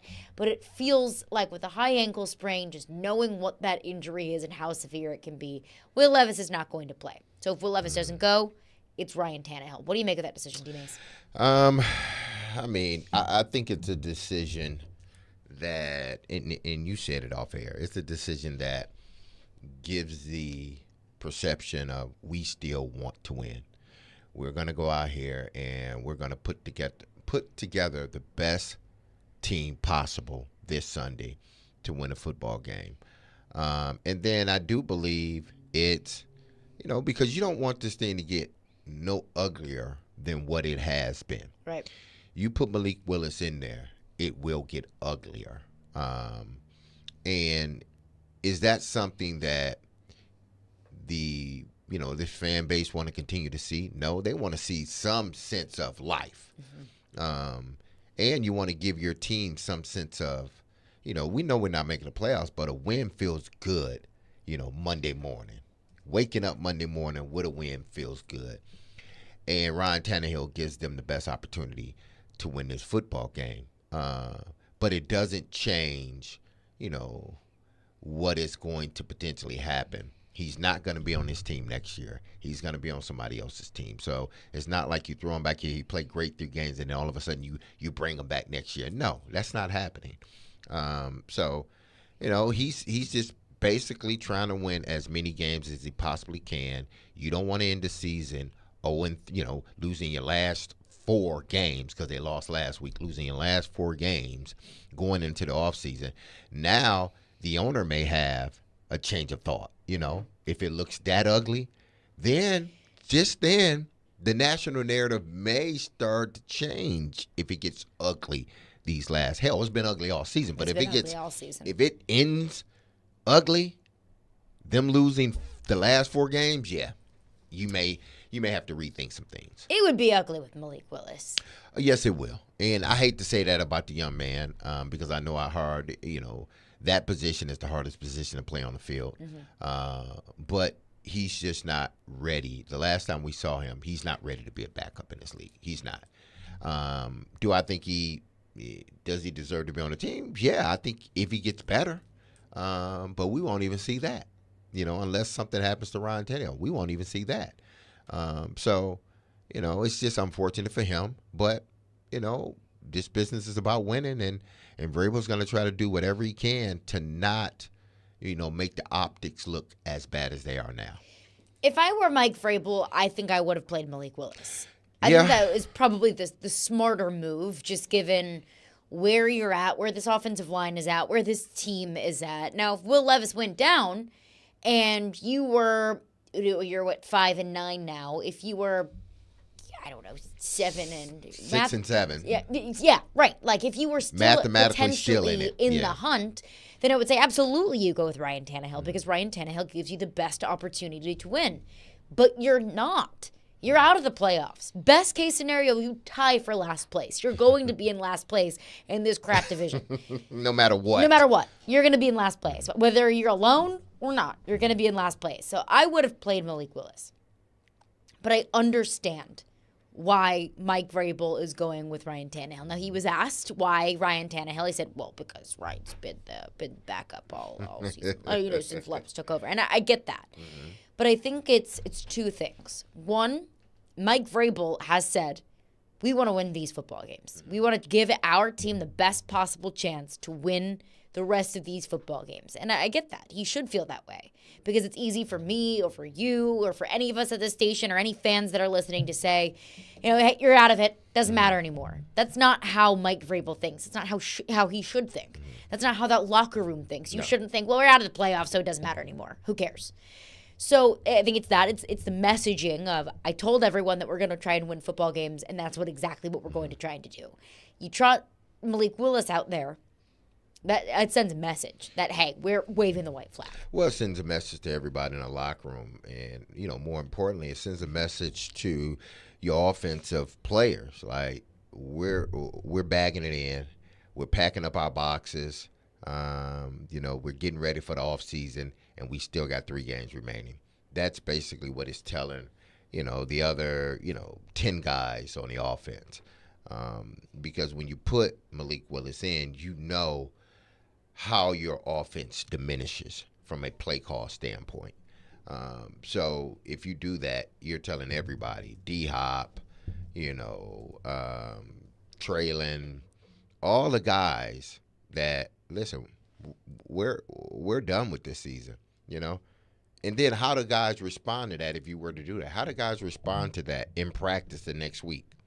Is everything just like laissez-faire and just, you threw Malik Willis in there, you done with the season, so we might as well be done with it too. So he has to hold everything together because, again, like I said, if that happens and it start looking even worse on the field and then you start seeing players' body language change, the first thing is said is he's lost the locker room now. And that is the kiss of death. That is, you might as well, as a head coach, if you don't get it straightened out, you might as well pack your bags. Right. Yeah. And it's the other aspect of that, too, is you got 2 divisional games left in Jacksonville and probably more importantly against Houston. If Malik Willis is your quarterback against Houston, you're going to get embarrassed again in Houston. Yeah. I don't think Mike Vrabel wants to sign up for that. I don't think Amy Adams-Strunk wants to sign up for that because a majority of the season has been embarrassing. Yes. Let's just admit that. This team is bad, and that's embarrassing. Sunday was probably peak embarrassment. That Houston comes to town, you're wearing the Oilers uniforms, Earl Campbell is in the house. It's basically the Billy White Shoes Johnson in the Ring of Honor. Exactly. Mike Vrabel's wearing the Bum Phillips cowboy hat. It's basically nanny boo-booing the Houston Texans. They've got their 3rd string quarterback in. They don't have one of their best defensive players, the 3rd overall pick in the draft. They don't have their 2 leading receivers. They don't have their starting right tackle. And you have a 13-0 lead at home and you blow it. That's embarrassing. Yeah. I don't think this team wants to go down that road again. And Ryan Tannehill gives you the best opportunity to not be embarrassed. Yeah, all I say to Ryan is protect yourself because, those guys are going to go out there and they're going to play hard, the offensive line, but they're just not good. They are not starters. They are not – some of those guys, I don't know if they can even be backups nowadays. I don't know if they can even be a backup based on what we've seen this season. And that's saying a lot because the last thing I'm going to get on here and say is, oh, you can't play in the NFL. Well, I know a lot of guys that can. You may not be a starter, but you can play in this league. I think Malik has shown us he's not a starter. Yeah, he's not a starter. And then it's, the offensive line. They don't have any starter on that offensive line except Peter. And Peter is still learning. He's still learning how to play guard in the National Football League. And when you don't have help to your left or to your right, it makes your job even that much harder. So one guy out of all those guys, one guy out of all those guys is a starter or a potential starter in the NFL. That's not good. That's not good. I can't point to another guy on that offensive line and say, oh, you can be a starter on somebody's team. They couldn't even go to Carolina, who's god-awful. They're awful. Carolina's terrible. Yeah, and they can't even be starters on their team. They may just because it's like, well, let's see what they can do. But ultimately, they're not starters on that team either. So, it's to me, Ryan, protect yourself. Tim Kelly, you need to protect Ryan because if you try to get into this, we want to pass mode all the time, then you're going to open him up to more and more injuries. So we just heard from Mike Vrabel. We were supposed to hear from Will Levis. I'm watching the stream on TennesseeTitans.com on their live video stream where we normally play out the press conferences. Mm-hmm. Once Mike Vrabel wrapped up, there was a little rotating graphic that said, "Up next, Will Levis." Now the stream is down. I don't think we're going to hear from Will Levis. Nah, I don't think we're going to hear from Will Levis. Why? Why do we need to? Honestly, why would you even put Will Levis on a podium? Well, I mean, he's not playing. They're the ones that's not willing to say that he's not playing. Exactly. So he's not playing, and he may not play for the remainder of the. Why even put him on a podium? Why? To talk about what happened last week, how your ankle feel? You can do that in the locker room. You can get in the scrum and ask him those questions. He doesn't need to be put on a podium. You just said that Ryan Tannehill is going to play if Will can't. More than likely, Will ain't playing. 99.9% chance he ain't playing. Right. So you put Ryan Tannehill up there. But then you don't want to put Ryan Tannehill up there because you're opening him up to potential questions about the end of the season, his future. Are you going to take these last 3 games, if you do, as a sort of a resume builder for your schedule? He can handle it. He's a big boy. He can handle it, but they don't want to put him in that situation because now you're going to be, it's almost, in a sense, pitting him against a young guy, and they don't want to do it. I don't think that they want to admit that Will Levis isn't going to play on Sunday. Yeah, maybe that's an advantage, but he already said Malik Willis is not going to be the starter if he. So you didn't already gave away your tactical advantage in a sense. You already said Tannehill, he would be the guy if Will can't go, and we know Will ain't going. We know that. Yeah, unless he's just, he can do the old Mr. Miyagi and, rub his hands and touch your ankle, it's heated up, and all of a sudden it's good. You can do that. Or you can go see Aaron Rodgers, his guy or gal, and you can be back on the field, but the chances of that happening is slim to none. With that injury, when Jeremy Fowler reported what it was, you're not going to play. I don't even expect to see Will Levis for the rest of the season, much less on Sunday. So I was waiting for Mike Vrabel to say it. Look, Will Levis isn't going to go on Sunday. He didn't say it. Okay, if you really want to be that top secret about everything, fine. But now Will Levis isn't speaking to the media. Look, I don't blame them, but just, hey, look, Will Levis isn't playing. Yeah. That's the truth. That's kind of what we all expected. That's what we expected before even the Jeremy Fowler report. But, can you not just come out and say it? No, that's not Vrabel. It's not. He got to give you all of these Vrabelese, and he has the ums, and, we're just going to continue to evaluate it, and we're on to Seattle. Yeah, it's like he's going to give you all those things. It's just the top secret of it all. So unnecessary. So I'm guessing we're not going to hear from Will Levis, so let's hear from you coming up next. We'll get your reaction, your takeaways from Mike Vrabel's press conference right into your phones coming up next. 615-737-1025 is the phone number. Caroline, Willy, D-Mase, make your silly underdog picks for your chance to win weekly prizes. You can play at thegamenashville.com or the 1025 The Game app. Silly Underdog Picks is presented by Volunteer Hose and Gasket.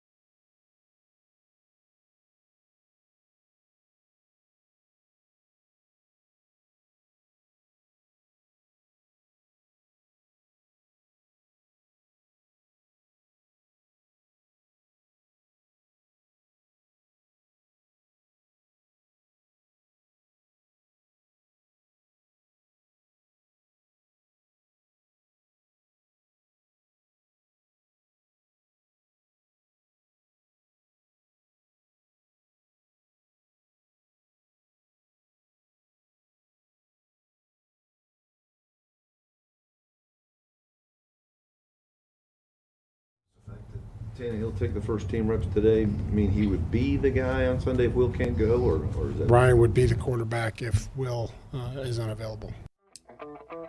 All right, that was the juicy tidbit from Mike Vrabel's press conference earlier that if Will Levis can't go, Ryan Tannehill will be the starter. Now, Will Levis, it was reported by Jeremy Fowler earlier this week, he's dealing with a high ankle sprain. Will Levis was supposed to talk to the media today, and he is not. So that would tell me he's probably not practicing today. It would also indicate to me that he is not going to play this weekend, in probably the most unsurprising news of the day. Now, it hasn't been confirmed by the Titans. It hasn't been reported by anyone within the Titans that Will Levis isn't going to play, but all signs point toward Ryan Tannehill on Sunday. Want to get your reaction on that. 615-737-1025 is our phone number. Our phone lines are driven by WilsonCountyHyundai.com. Jeff Texan says Malik Willis hasn't shown any signs of being an NFL-level quarterback, so why waste your time playing him again? He was atrocious. Well, you didn't lie about him being atrocious. He was bad. But, I mean, this is where – yeah, he was bad. I mean, but hindsight, you look at it and you think, well, did he even have an opportunity to even show that he, was making progress based on the offensive line? This wouldn't be an opportunity That's either. what I'm saying. This offensive line is terrible. And that's what I'm saying. It's like now that you look at it, I'm not saying that Malik Willis is a starter in this league. That is not what I'm saying. But now that we see it, did they even give him an opportunity to prove that he's a serviceable backup, considering what happened to Ryan Tannehill, what happened to Will Levis? And it's like this offensive line, no matter who you throw out there, they are not going to give you the best version of themselves. And you're right. And I do think that in Malik Willis' rookie season in 2022, he had no business. Yeah, he had no business out of it. That was a John Robinson thing. I think Malik Willis showed promise in the preseason, but still what we saw in Baltimore, again in London against Baltimore, he got sacked 4 times on 5 snaps. Yeah. He stayed in bounds when really all he needed to do was run out of bounds. He didn't need to be Superman. He didn't need to make a hero play. Just step out of bounds. It's that kind of thinking on your feet, little parts of the game that I just haven't seen Malik Willis piece together. Has he made progress? Yeah. Is it enough progress to show me that I could even trust him with the keys to the car if Will Levis gets hurt next year? No, I haven't. No,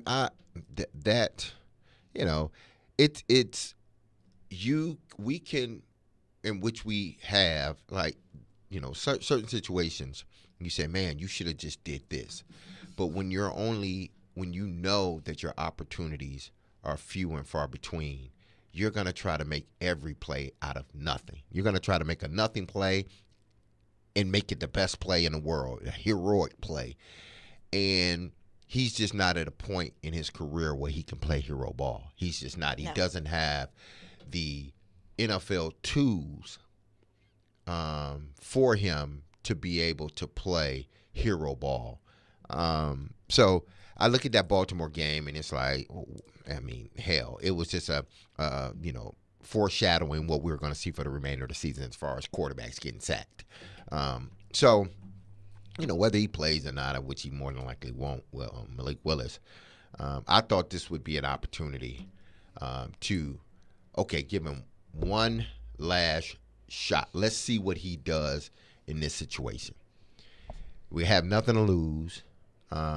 We have potentially something to gain in regards to how we evaluate, how we look at our roster heading into the offseason. Like, we know for sure he's not on it. He is.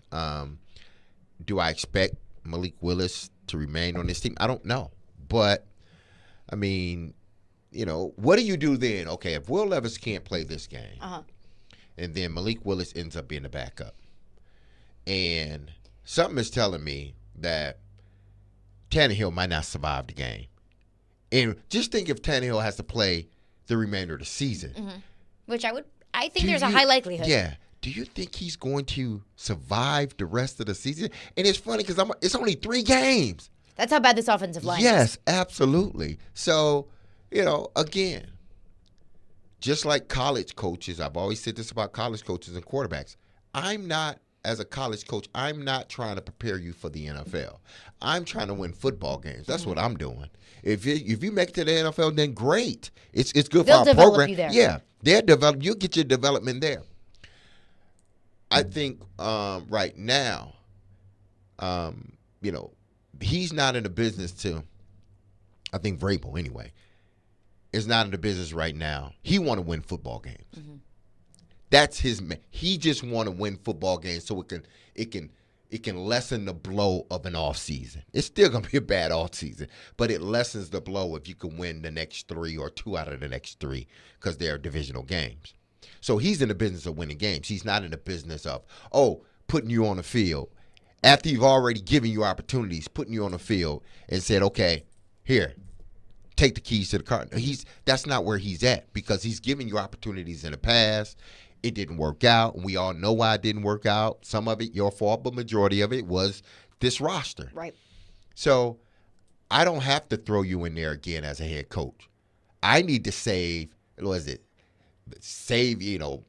your own backside. Uh-huh. That's what Vrabel's doing now. He's saving his own backside. He's covering his you-know-what. He's got a lot of saving to do. Exactly. Dave is on the line with the Titans thought. What's up, Dave? Hey, guys, and you kind of touched on this when you say that it sounds like he's in survival mode, Tannehill, if he's going to be back there. So, what is his incentive in what's his incentive in his mind, and what's the message for the rest of his offense? And do they match up, or has he got to kind of lie about what he's thinking to try to get these guys motivated? What's Tannehill's motivation and mindset at this point? Thank you for the call. Yeah, thanks, Dave. I think Ryan Tannehill is just an extension of Mike Vrabel from the standpoint of it's almost like Will has to be the hero, have to be the savior. Me, not Will, but Ryan has to be the savior. Not savior meaning I'm saving the season. No, I'm saving a locker room. I am the savior of the locker room because if Malik Willis if they were to name Malik Willis the starting quarterback, like we talked about earlier, what does that tell everybody in the locker room? We're done. We're packing it in. We just want to see what we have in this young quarterback. We ain't even thinking about winning. We win, great, but that's not the end goal.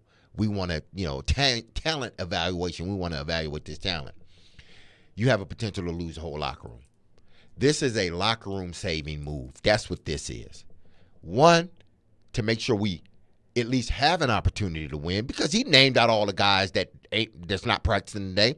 And some of them guys that may not play Sunday. I try to take a list. No Burks, no Nick Westbrook-Akine, no Aaron Brewer, no Daniel Brunskill, no Sean Murphy-Bunting, and I missed 5 or 6 other players that aren't practicing today. Not necessarily. No Simmons, of course. Yes. Those are just players that aren't practicing today, not necessarily their availability for Sunday, but it's a laundry list of players. But this is I truly believe this is a locker room saving move. This is to keep the locker room intact. I don't think the locker room, if there's anything wrong with it other than, guys don't want to lose. They hate losing. So there may be some sort of tension in the locker room because we're losing. Yeah. Nobody operates well when you're losing football games. Nobody does. But and Ryan gives you the best chance to win. He gives you the best chance to win, which gives you the best chance to hold on to that locker room. They got rid of Tier Tart because he was supposedly, potentially could be a cancer in the locker room. They don't want to then start Malik Willis. And again, it's telling everybody, we are done with the season. Pack it up, make your trips, whatever you need to do because we're done with the season. He can't do that. And, what's Tannehill's motivation? Tannehill's auditioning. Yeah. Tannehill is interviewing for his next job, whether that's here, whether that is elsewhere. And that's what I want to get into coming up next. In addition to your phones on this, your reactions to Mike Vrabel's press conference, I want to get into Ryan Tannehill.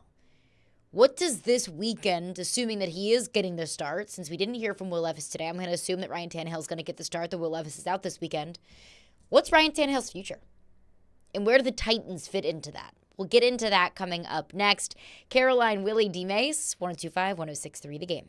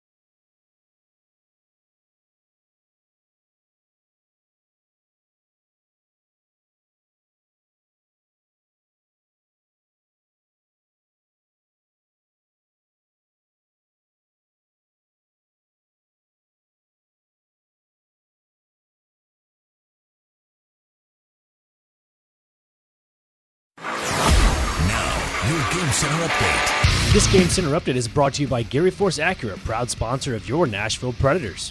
This is Nick Frazier. Titans head coach Mike Vrabel addressed the media and was asked about the availability of Will Levis for Sunday's game. No, he will not be out there today at practice, and we will see how he goes throughout the week. The Titans host the Seattle Seahawks this Sunday at Nissan Stadium. Some transfer portal news here in Tennessee. According to Pete Nakos with On3 Sports, the Tennessee Vols picked up a commitment from Oregon State. Defensive back Jermon McCoy. McCoy was a 3-star coming out of high school. In his freshman year at Oregon State, he recorded 16 solo tackles, 7 pass deflections, and 2 interceptions. And more offseason news in the MLB, Tyler Glasnow is an LA Dodger. His contract extension is $111 million for 4 years, with the 2028 club option for $21 million. Glasnow will donate 1% of his contract to the club's charity, according to John Heyman. Tune in tomorrow night as the Nashville Predators pack their bags and go on the road to take on the Philadelphia Flyers. I'm Nick Frazier, and you're listening to 102.5 and 106.3 The Game. For more, follow us on Twitter at 1025 The Game or visit thegamenashville.com.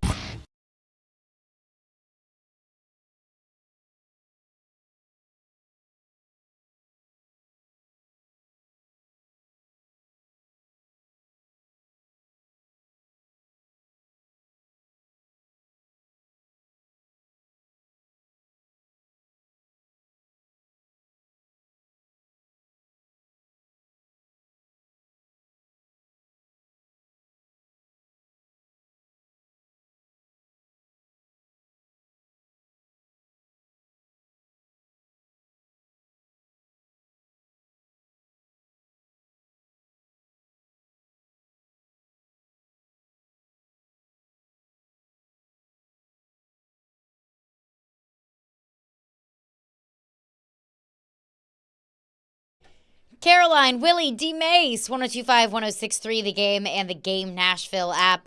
We are live from the Hiller Plumbing, Heating, Cooling, and Electrical Game Studios, and we're streaming live on Twitch, Twitter, YouTube, and Facebook Live every single day. And we just heard from Mike Vrabel at the podium. His juiciest tidbit of news is that if Will Levis cannot go, then it will be Ryan Tannehill. Now, Will Levis was supposed to talk with the media after Mike Vrabel. We didn't see it, at least from the Titans live stream, but Will Levis was at the podium later than anticipated.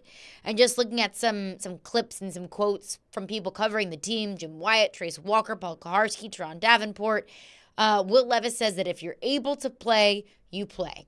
And I do think that if Will Levis is 100% able to play, he probably will. I just can't see a world in which Will Levis is 100% ready to play. With a high ankle sprain and that crap offensive line, there's no way. You don't put your quarterback. You don't put your young quarterback out there. If indeed he's the future, which I think they believe he is, why would you put him back? Like, why would you put him back out there? I don't understand it. He's not going to be 100%. And we know this time of year nobody's really 100%. But if he's 60, 55%, you don't why put if he's 70, why put him out there? You have nothing to gain. That is you malpractice. have everything to lose. If you put a 70% quarterback behind that offensive line that He has can't no protect mobility. himself, it's malpractice. Yeah, so It's cruel. You know, it's yes, if you can play, you play. But that's under the premise of if I can move around in the pocket. You know, if I'm not hampered with doing my job, moving around, getting out of the way of defenders. If I can't do that, then why would you put him out there? I see 0 point. Yeah, I don't. You know, I know Mike says, well, you know, I guess they're still evaluating it, but evaluating what? I mean, yeah, you want him to get better, but are you going to try to expedite it and throw him out there just because, you know, he may be a little bit better than what he was yesterday? No, you don't. Not in front, not behind. Now, if we had, you know, the Dallas Cowboys offensive line or the Philadelphia Eagles offensive line, then yeah, you can put him out there because at least you know those guys are going to hold up. Right. You don't put him out there under this line. The line is so bad. Yeah, you just don't do it. It's I mean, so bad. and Levis is not practicing today. Tannehill will get the first team reps today. Tannehill spoke with the media in a scrum in the locker room, was asked about, hey, he very well could get the start on Sunday. Tannehill's reaction. Yeah, it's a challenge, right? You get your job taken basically, and your first instinct is not a positive one. So, yeah, it's been a growing opportunity for me to put my own feelings aside and try to, like I said, be an asset to this team, continue to work and be a positive impact on this team. So that kind of reaction to losing his job, now getting another opportunity. And I would expect Ryan Tannehill to react in no different way. Look, it sucks when you lose your job. Of course. Anyone would feel that way. But now he gets another opportunity.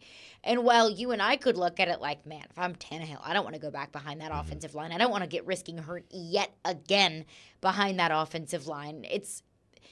You only get so many opportunities in the National Football League, especially when you're a 35-year-old quarterback on an expiring contract. You have a limited number of opportunities to play in the NFL. Now, with that being said, what is Ryan Tannehill's future? Assuming he gets the start on Sunday, his contract is expiring with the Titans. Will Levis is your quarterback of the future. Could Ryan Tannehill's future be in Tennessee? No. In backup capacity? No. He's not. I mean, this scenario is sort of playing out the same way it did many years ago. Now, unfortunately for the Titans, it didn't work out with Jake Locker. It didn't. But when, Matt Hasselbeck was on this team, Matt was a damn good quarterback for this team. They could rely on him. He was a veteran guy that had been to a Super Bowl. He had the skins on the wall that you needed as a quarterback. But I think it got to a point where you can't hold on to the veteran guy because the younger guy will always be looking over his shoulder. He can't go out there and just play. Because he goes out there and play with the fear of potentially, if I have 2 or 3 bad games, then they're going to put this veteran guy back in there. But don't you think that this team needs a veteran quarterback behind Levis? They need a veteran quarterback, but they don't need not Tannehill. They don't need Ryan Tannehill. They need to get another veteran quarterback and make him understand that this is his team. He may struggle. Unless of an injury, this is his team. It's hard to tell. You heard Ryan Tannehill. Yeah, it sucks. I lost my job. Yeah. And now I got to go back in there. I got to suck it up. Put all my feelings aside and go there and do what is best for the team. You don't bring that guy back and then make him a backup. You just don't. Because, again, he wants to be a starter in this league. He feels he has a lot of good passes still left in his arm. He don't want to be relegated to a backup role. He want to at least have an opportunity to compete for a starting job. He comes back here, he's not competing for a starting job. No, it's not. He's the backup. But then again, Will Levis, that thought of, if I mess up a few times, will they then go back? And then the fans, if Will Levis have a couple of games, they're going to be screaming, Ryan Tannehill, put Ryan Tannehill in the game. You don't want that. You don't want any confusion whatsoever. You want it to be known, this is our quarterback moving forward. We're going to bring a veteran guy in, but that veteran guy understands that it's his team. The only way you're getting in is if he gets hurt. That's the only, and I don't know if you can tell Ryan that. He still wants to play. So, again, I go back to, what does this mean for Ryan Tannehill? I'm sure Mike Vrabel had a long talk with Ryan Tannehill. You had to have had a long talk with Ryan Tannehill. And to clearly make him understand, listen, I know the situation is not ideal. I know what you went through. I know our offensive line is bad. But we need you to make sure the locker room stays the way it is. Because if you're not our starter and Malik Willis is, and it looks ugly, now that locker room may have some problems. Now you're telling guys, we're done. We're finished. We're not playing for anything. But if Ryan's the starter, at least he gives us the opportunity to win again. We may not win, but they feel better with Ryan underneath center. And it saves the locker room from splintering. It does. I'm not saying it would or would not, but it does put someone in a space where everybody respects him. Everybody thinks Ryan's a great guy. They think he's a good quarterback. It just hadn't worked out the way they wanted to the last couple of years. But if you don't put him in the game, you might as well release him. Honestly, you might as well release him if you start Malik Willis. Even though I think they should start Malik Willis to see what you got, but it's not. I'm not the head coach. He needs to do what's best for his team, and he feels he's doing what's best for his team. And when you look at it through the lens of win or lose, which is probably how a head coach should look at an individual game through a vacuum, win and lose. What gives us the best opportunity to win? That is Ryan Tannehill. Yeah. But as far as Ryan Tannehill is concerned, I totally get what you're saying. That it's kind of weird to keep your ex hanging around whenever you have your new thing. Yes. You're going to stay friends with your ex? I thought that we were together. I thought that I was like your... buddy, y'all still going out, still doing this? That's pretty okay. weird. That makes me feel yeah. uncomfortable. Exactly. Yeah, it's awkward. But if I look at it from the Titans' perspective, if you keep Ryan Tannehill around, if you say, look, Ryan, we love to have you here. Whatever you want is totally up to you. Here's $9 million on a one-year deal to be our backup. I mean, if I'm the Titans, I would do that because now you have probably the best backup quarterback in the league. And you are one Will Levis injury away from having to go to your backup. And you want to be competitive. You want to win football games. But that comes down to the question of what does Ryan Tannehill want? Is it just, hey, I'd love to stay in Tennessee. I'll take the money. I'll take this offer to stay here. Maybe he wants that. Maybe he doesn't. I don't think that he necessarily does want that. That's just me and my impression of Ryan Tannehill, just hearing what he said there. Look, it sucks to lose your job. And then, so it's stay here and be a backup. I think that'd be a great thing for the Titans. I don't know what Tannehill wants, so I can't say if that's a great thing for him or not. If he wants to be a starter, that's probably not a great thing for him. He's not going to be a starter here. He could be he could be a starter other places. Atlanta has a brutal quarterback situation. We saw it on full display here in Nashville on Will Levis's debut. I mean, Desmond Ridder was terrible. They made a quarterback switch in the middle of the game. I think Arthur Smith is looking at it like, hey, I know Ryan. I know his tendencies. Ryan had his best years in Tennessee under me. We probably aren't in a position to get our franchise quarterback of the future in this year's draft. Let's bring Ryan in as a starter. A 2-year deal. You can get out of it after one. Let's bring Ryan in as our bridge starter. I think that would be a mutually beneficial deal for Tannehill and the Falcons. And look at so many other teams across the NFL. Yeah. That's just one example. But Jeremy Fowler and Dan Graziano kind of had a grab bag of news, things that they're hearing, just kind of, some buzz around the league. One of the questions is, which of these free agent quarterbacks will have the biggest market in 2024? Baker Mayfield, Gardner Minshew, or Ryan Tannehill? Jeremy Fowler writes, Tannehill is interesting. I'm not sure there's a logical home for him as a starter somewhere, but he had the best years under Arthur Smith, former Titans offensive coordinator turned Falcons head coach. Perhaps a reunion there makes sense. I would agree. Dan Graziano writes, I do wonder about Tannehill. He's had the most sustained success as an NFL starter of anyone in this group, meaning Baker Mayfield and Gardner Minshew.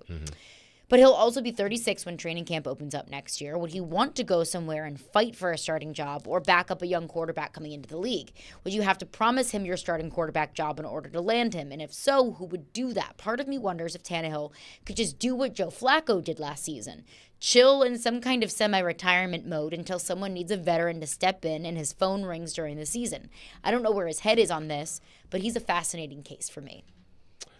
Yeah, I mean, he's that, that one guy that, you believe can still play, but where could he potentially land as a quarterback? I'm going to tell you what Ryan's thinking. He wants to be a starter. I'm sure he does. You can tell by his answer. Like, he said it, like, you get benched, you don't like it. He wants to be a starter in this league. He doesn't want to go out you don't want to go out as a player.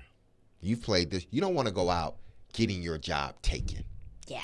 You want to go out just like segue out of it, and you've been a starter all your career, majority of your career. You can kind of go about your ways. He doesn't want to go out like this, and I don't blame him. I really don't, because over the last 2 seasons, they haven't given him a damn thing to work with. So I do believe he goes somewhere else and becomes a starting quarterback. There are probably several teams out there that would at least give him an opportunity to compete for that starting job. But that's something that he's going to have to decide for himself and his family. I don't think he's coming back here. I think there's a slim to nothing chance that he comes back here. He's going to go somewhere else where he can at least have an opportunity to start. He doesn't have an opportunity to start here. And I do think that would be the best thing for the Titans to bring him back. But if he doesn't want to do that, he doesn't want to do that. And if I'm Ryan Tannehill, I probably don't want to do that. But I do still think that the Titans need to bring in a veteran backup quarterback, whether you hold on to Malik Willis or not. Yeah, I do predict that Malik Willis will not be on this roster next year. I think they're going to bring in a veteran quarterback. And, he's going to know that he's the backup. Mm-hmm. You're the backup. So it's not you're competing for it. You're the backup. You're the guy, which leaves, Malik Willis in a position where, he may end up getting traded for a 7th-round pick or something. Mm-hmm. Or I do hope, a part of me does hope he, just gets released so he can kind of find a place where he can go and just learn the game from an NFL level. And his contract expires after this year. Exactly. So he would just be a free agent. Exactly. So, it's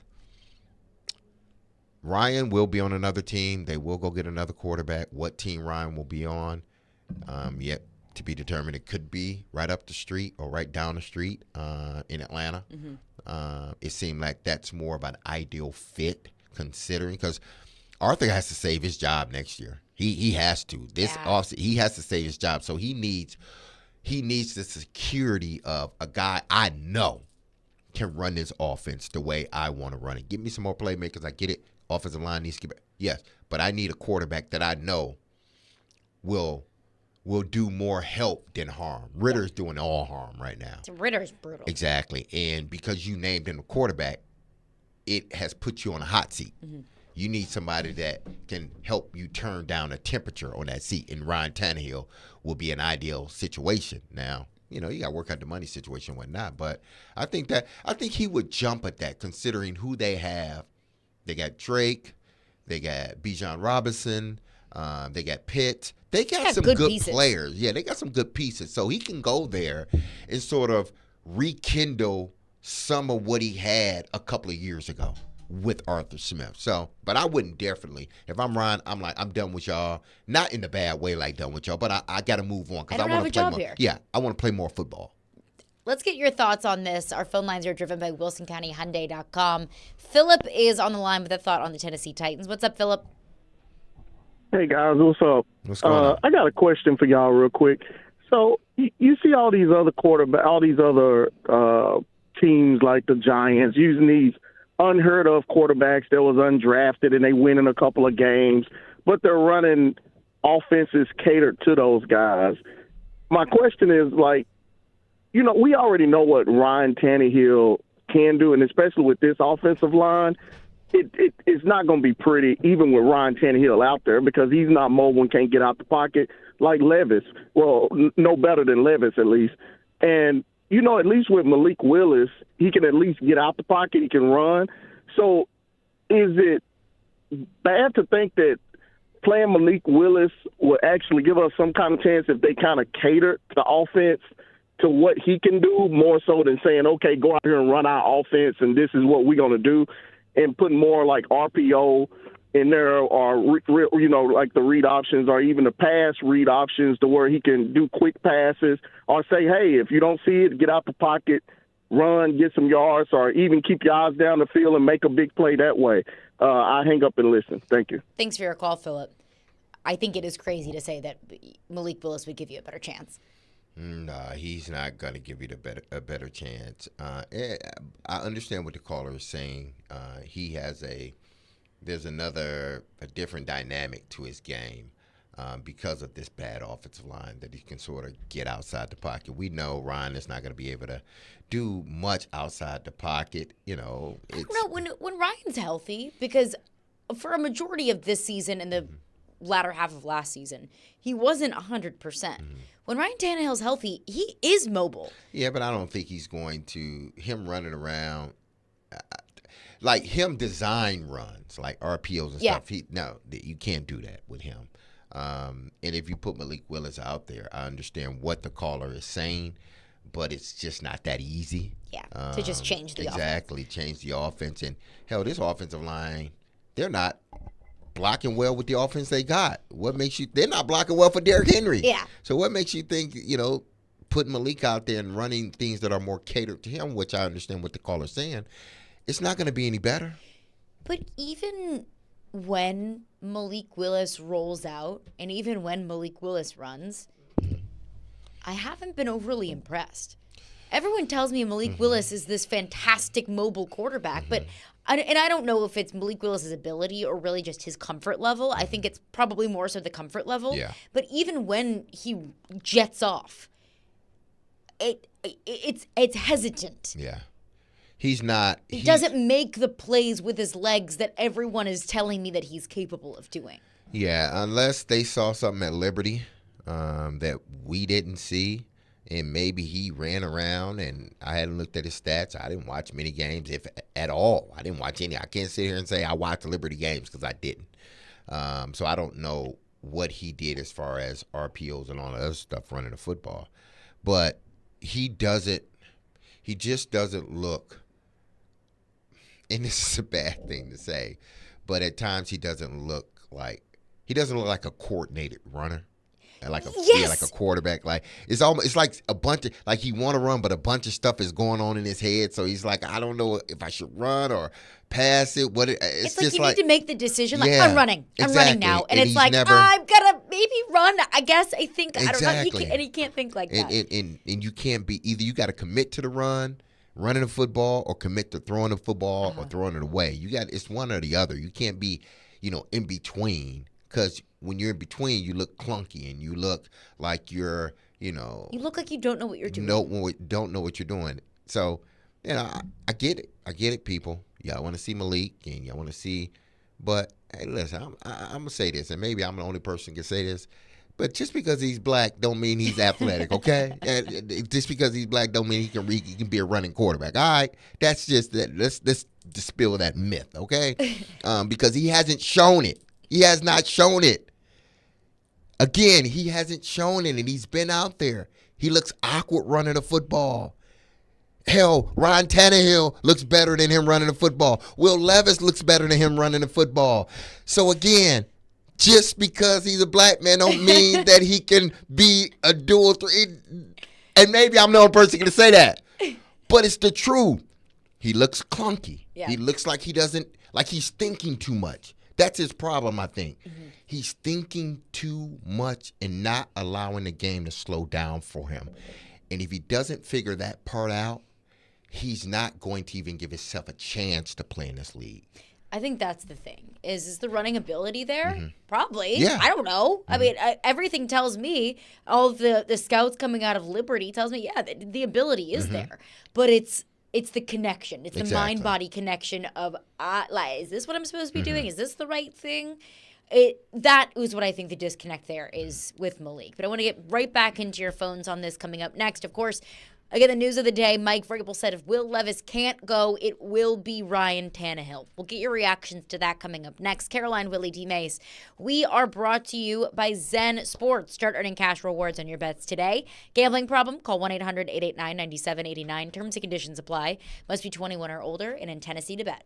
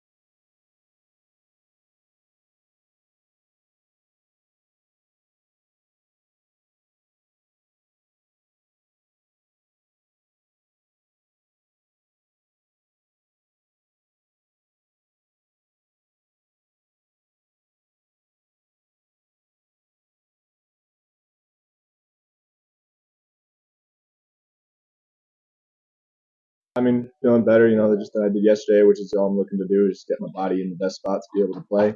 I'm playing if I'm able to, and I'm just working on trying to get to that point. So that's all I can do. I'm working with the training staff and just listening to everything I can and just treat my body right.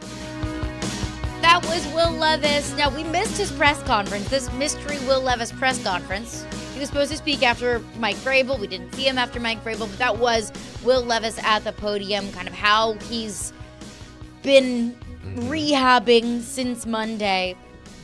And I think Will Levis probably will do everything in his power to get healthy, to get ready, to do anything that he can to play on Sunday. Of course. I hope that coaching staff says, look, Will, we appreciate the motivation. We appreciate the determination and the dedication to this team. We're not going to put you out there. Just say thank you, no thank you. Thank you, but no. Yeah, that's what you have to save the young player from himself. Yeah. I know you want to, allow him to rehab and go through his week of, whatever they're doing as far as, trying to get him, healthier. But, it's like, nah, you're not playing. You're not. Just, we may not tell everybody, but you're not playing. And maybe they do that tomorrow. Maybe they do that tomorrow because I can't see him not practicing today and then not practicing tomorrow and then playing putting it. Sunday. Yeah, it's like okay, the Thursday to me is that threshold. If this is a veteran quarterback, you may think he doesn't need the week to practice. As long as he's ready to go for the game on Sunday, then we're good. We've seen Will Levis. We've seen Ryan Tannehill do that. But Will is a rookie quarterback. If he can't practice by Thursday, you're like, nope, we're shutting him down. He's done. And then you reevaluate it the next following week. You go from there. So, but you gotta protect him from himself. You got to know when to say no. Yeah. And that's a no from me. It's a no. That's a no. Let's get into some of your thoughts on this. Your reaction to Mike Vrabel's press conference, reaction to the quarterback conversation. Our phone lines, driven by WilsonCountyHonda.com. 615-737-1025 is our phone number. If you have a thought, Travis texted about Malik and said, I'm not the only one to see it. He looks like he's wearing a wet cardboard suit while running. I've never seen somebody run in a wet cardboard suit. I've got a mental image, though. Exactly. It's not good. It's not good. Like the Tin Man, in a sense. Yeah, right. Just awkward. And, yeah. All jokes aside, Malik Willis does look to me like he's playing uncomfortable. It's the same way whenever I see, for the most part, whenever Derrick Henry gets thrown a pass, whenever he catches the ball, I'm like, he looks so awkward. Yeah. Like, he looks like so uncomfortable catching the football. That's sometimes how I feel when I see Malik play. And I think that it's more so just a mental disconnect. And I think that this team has done Malik Willis absolutely zero favors from the moment he got drafted. Yeah, they hadn't helped him at all. At all. He had no business being on the field last season. The Titans should have brought in a veteran quarterback so Malik didn't have to go in when Ryan Tannehill sprained his ankle. It was a high ankle sprain. And I think that set him back. I think we saw some progress in preseason, and then we saw on full display in London. Malik Willis just isn't there. And if he's not there by the end of year 2, I don't know if he's necessarily going to get there. Yeah, because, even if you bring him back next year, he's going to be competing with the guy you want to be the backup. So he's going to be – it's just not a good situation for him. We'll see what they may choose to play him, one of these games. It all depends. I think if this game doesn't go the way that they wanted to go, obviously a win, then maybe you do something where you get him in there a few snaps and kind of go from there. Because, again, you want to see a little bit more. Now, whether that changes your mind or not, I don't know. But you do want to see a little bit more. So, I don't know. We had one texter say, Malik plays the game like his brain is in 4G and his body is in 5G. Like, a little disconnected there. Yeah, a little disconnected there. And, again, I'm sure he's a fantastic person. But from a player standpoint, again, I'm not saying that he can't play in the NFL, but he has a long way to go. One, to become a starter, he has a long way to go. And then to become a backup, he still has some developing to do. That's why I wish, because Willie says it all the time. This is where you need to have that developmental league. Like, if you had NFL Europe, he can go to NFL Europe, play, and develop himself, allow the game to slow down for him. That he doesn't have, It's just either you make do with the opportunity we give you, or you don't, and you're no longer on this team. And that's where we're at right now. He's not good enough to be an NFL starting quarterback. The ceiling is NFL backup. I don't trust him to be the backup right now. Yeah, at this point, it's tough. Craig Texan says, if Tannehill is getting the start over Willis, the team has made up their mind that Tannehill and Willis are both gone after this year, and we are in the backup quarterback market. I do think that you are in the backup quarterback market. I do think Tannehill getting the nod and Tannehill being named the backup does indicate that this team does not trust Malik Willis to be the backup this season, probably next season. But I don't... maybe you would understand. Explain to me why Tannehill getting the start over Willis indicates that the team has made up their mind that Tannehill is gone after this year.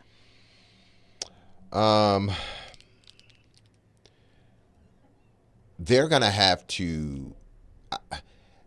I don't think you can determine that based upon...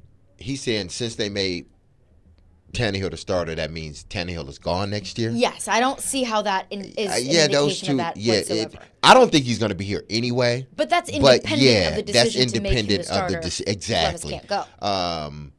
I don't think, he's not their backup next year. They are, they're giving him an opportunity to play because they don't want to lose anymore. They don't want to look any worse than what they've looked in the prior, 13 games, 14 games. They don't want to look the last 3 games that bad or even worse. So you throw Ryan Tannehill in. But it doesn't mean that Ryan Tannehill, you're throwing him in to make sure he has a spot on his team next year. That's not the reason why you're doing it. Right. The reason why you're doing it is to save that locker room from being splintered, to potentially save, any hotness on your seat that may occur if he's not starting quarterback. To give yourself the best chance to win. You're giving yourself the best chance to win. It doesn't mean he's going to be on your team next year, because he's not. He's not going to be on your team as a backup. I can't even say unless nobody wants to pay him and you give him a deal worth $9 million. You still can't have him on your team. You got to go get you another backup. Somebody that hadn't been here. It's, oh man. Who would have thought we'd have been talking about this stuff this late in the season about the Titans? It's just been a fascinating season, a disappointing season for this team. The bad part about it is the season's not over with. Right. You still got 3 more weeks of this. That's what that's when you know you're a bad team, is when you're talking about backup quarterback for next year in the middle of the season. Yeah. Because that's where this team is at. You're a bad team with some not good players on your team, or the roster's not so good. You don't have enough top flight starting guys. You just don't. Right. And it's evident to everybody that watches them. Unless you're the national media, then it's just like Vrabel, get it done. Don't worry about it. Yeah, for some reason the national media just absolutely adores Mike Vrabel and can do no wrong. AB Texan says that it's hard to see how bad Willis is or how good he is. With the offensive line better this year than it was last year, they go about how bad that is. I don't think the offensive line is better this year than it was last year. Hey, who was that? AB. AB, excuse me. Did you see that offensive line last year? It was awful. Did you see this offensive line this year? They're awful. They've given up more sacks. Last year, this team gave up, 50 sacks, 49, 50 sacks, gave up. This year, they've given up 50. Yeah, they've broken that, or they tied it, but they're going to break it. In 14 games. Yeah, they're going to break it in the next 3 games. It may happen on the first play of the game. I don't know, but they're going to break it. There's no way you can say this offensive line is a little bit better than what they were last year. They're not. This offensive line, honestly, and we said this, like, it can't get any worse. Well, Yeah, it can't be worse than Dennis It Daly. got worse. Andre Dillard says, hold my beer. It can be worse. It absolutely can be worse. Hold my beer. Let me go in. I'm gonna show you it can get worse. But if you're saying, hey, we can't evaluate Malik Willis behind this offensive line. You're right about that. I get that. But those other quarterbacks are behind Yeah. the exact same offensive line. And they were able to do something. And Will Levis shows promise. Will Yeah. Levis has proven to me that starting quarterback is not really a need in this year's upcoming draft, that Will Levis can be your quarterback moving forward. Is he going to be Tom Brady? I hope. I don't know. Is he going to be a bust? I hope not. I don't know. But he at least showed me enough promise behind that offensive line. So, yes, the offensive line stinks. Yes, you're kind of handcuffed as to what you can do offensively because that offensive line is just truly awful. It is a JV high school offensive line. But you can still grade on a curve. You can evaluate these quarterbacks even with a bad offensive line. Well, he doesn't have, from a talent standpoint, he's nowhere near Will Levis, meaning Malik Willis. He's just not.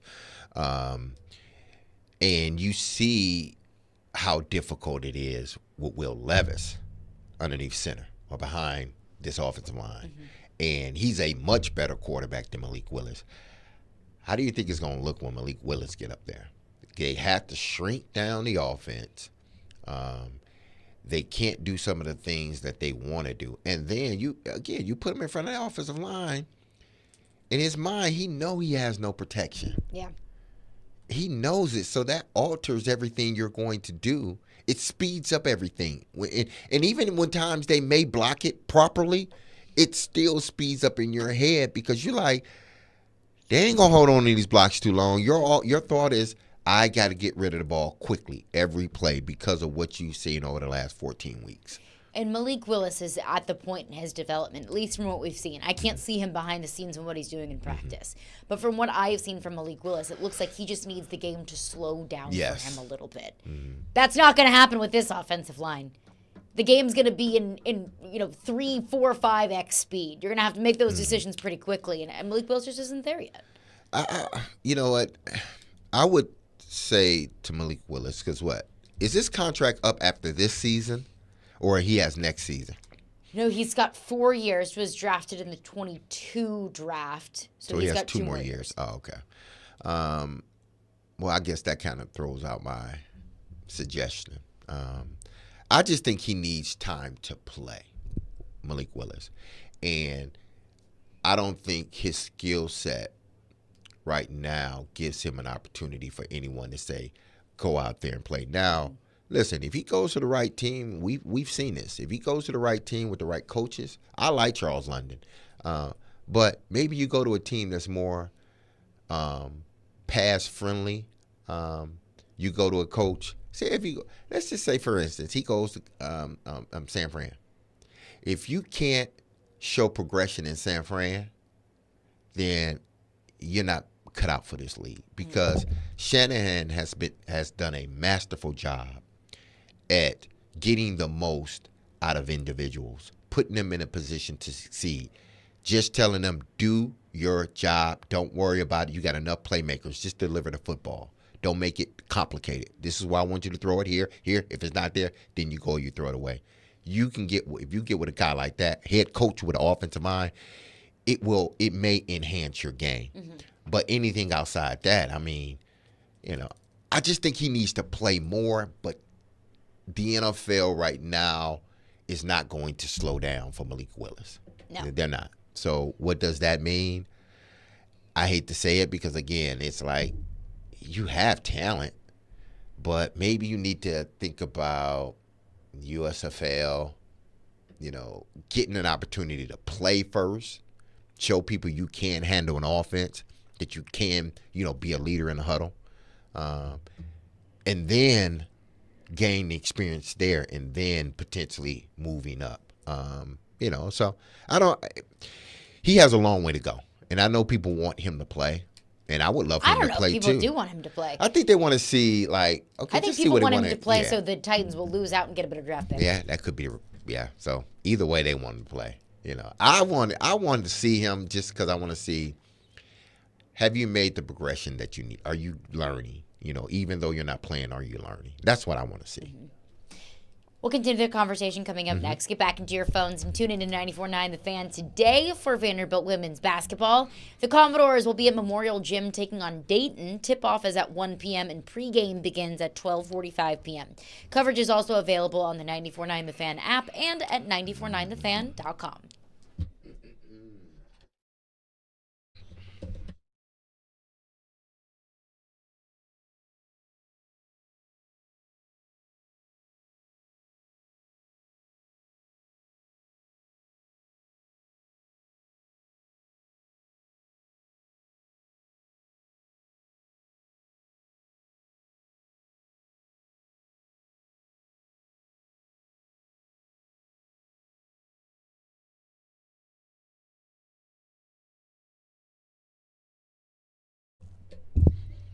People, what's going on? Listen, we got a Thursday night game coming up tomorrow.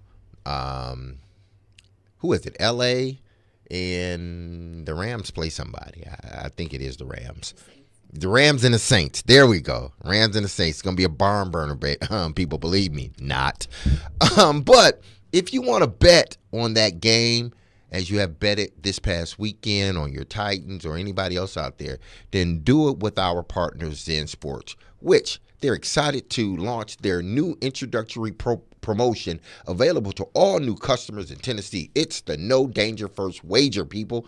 When you sign up for a Zen Sports account, you will receive up to $1,000 No Danger First Wager. When you place your first bet on Zen Sports, you will be reimbursed for the amount of your bet if it loses up to $1,000. Plus, Zen Sports has launched a new VIP program for the premier bettors of Tennessee. If you think you might qualify, then listen up, people. The VIP program is by invite only. That keyword, invite. It's only by invite only, people. So if you feel that your Zen Sports play qualifies for the VIP consideration, please check out the program details and apply at zensports.com/VIP. No other sports book will offer you a premier sports betting experience with 24/7 top-tier customer support and bigger and better action than Zen Sports. So what are you waiting for, people? Get going and download their app at zensports.com today. Because the game is tomorrow, so do it today. Zen Sports. Betting just got better. Gambling problems, call 1-800-889-9789. Terms and conditions apply. And again, you must be 21 years or older to bet here in Tennessee.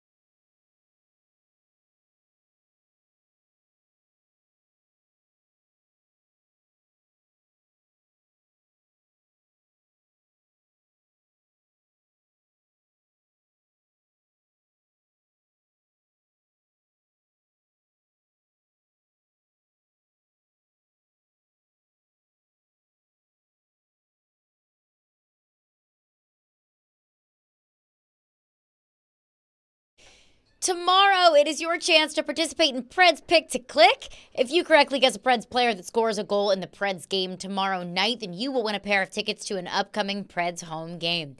Participate with Robbie and Rex Road tomorrow morning at 8:45 a.m. Pick to Click, brought to you by TJ Anderson Homes of Benchmark Realty. List your home with TJ to get your home seen, heard, and sold. So no news yet on if Will Levis will play on Sunday or not. Will Levis did speak with the media. He said, look, if I can play, I'm going to play. I don't think he can play.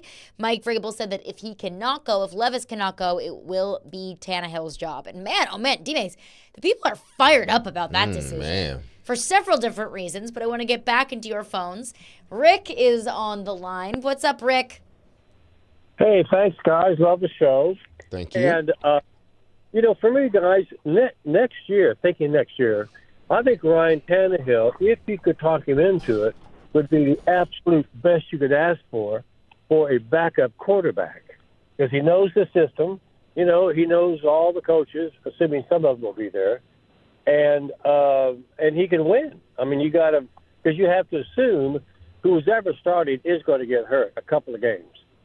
So I just think he would be a great backup if he wants to do that. I'd like to know you guys' thoughts on that. Rick, I agree with you 100% wholheartedly, and I appreciate your phone call. I think that bringing back Ryan Tannehill will be a slam dunk. I think that you would have the best backup quarterback in the league because Ryan Tannehill still, I think, is a starting caliber quarterback in the NFL. He knows the locker room, he knows the coaches, he knows the city. He was your starter for 5 years, so I would totally and completely agree. And if I'm the Titans, I give Ryan Tannehill my best offer. And I don't know what the going rate for a really good backup quarterback is, but let's say, hey, Ryan, we'd love to pay you, let's say 2-year deal, $20 million, $10 million per. How does it sound? Maybe Ryan Tannehill wants to do that, but maybe he doesn't. I think from the Titans' perspective, you have to have that conversation. But from Tannehill's perspective, maybe he doesn't think that's what's best for him. No, if he wants to be a starter in this league, which I would presume he does next year, then staying here wouldn't be ideal for him because he wouldn't be the starting quarterback. Would he play? Yeah, there's potential of him playing if Will gets hurt, but And unfortunately, with this ragtag offensive line, you may not. You just never know. But again, I think what's best long term for this organization is to move away from Ryan Tannehill, get you another quality backup. And Will, this is your job moving forward. No need to look behind, over your shoulder. Right. The incumbent isn't, you beat him out. Now you don't have to worry about him no more. Bring in somebody else that knows their role. You are a backup quarterback unless this guy gets hurt. Then you become the starter. But other than that, you be there if we need you, but you be a consummate pro. Just go out there and do your job in practice, and if we need you, we need you. If we don't, we don't. But don't expect you to come. Don't be expecting that you will be fighting for a starting job. You keep Ryan Tannehill here. In his mind, I am fighting. I am competing. I want to be a starter. I want to be a starter. So, I understand what the fans are saying, but you can get you another quarterback, another veteran quarterback that can come in and pick up some wins for you. If need be. Mike Vrabel says if not Will Levis, then it will be Ryan Tannehill. That is going to do it for us today. We'll be back tomorrow at 11 a.m. Stillman & Company is up next. Be love and love on your people. Peace.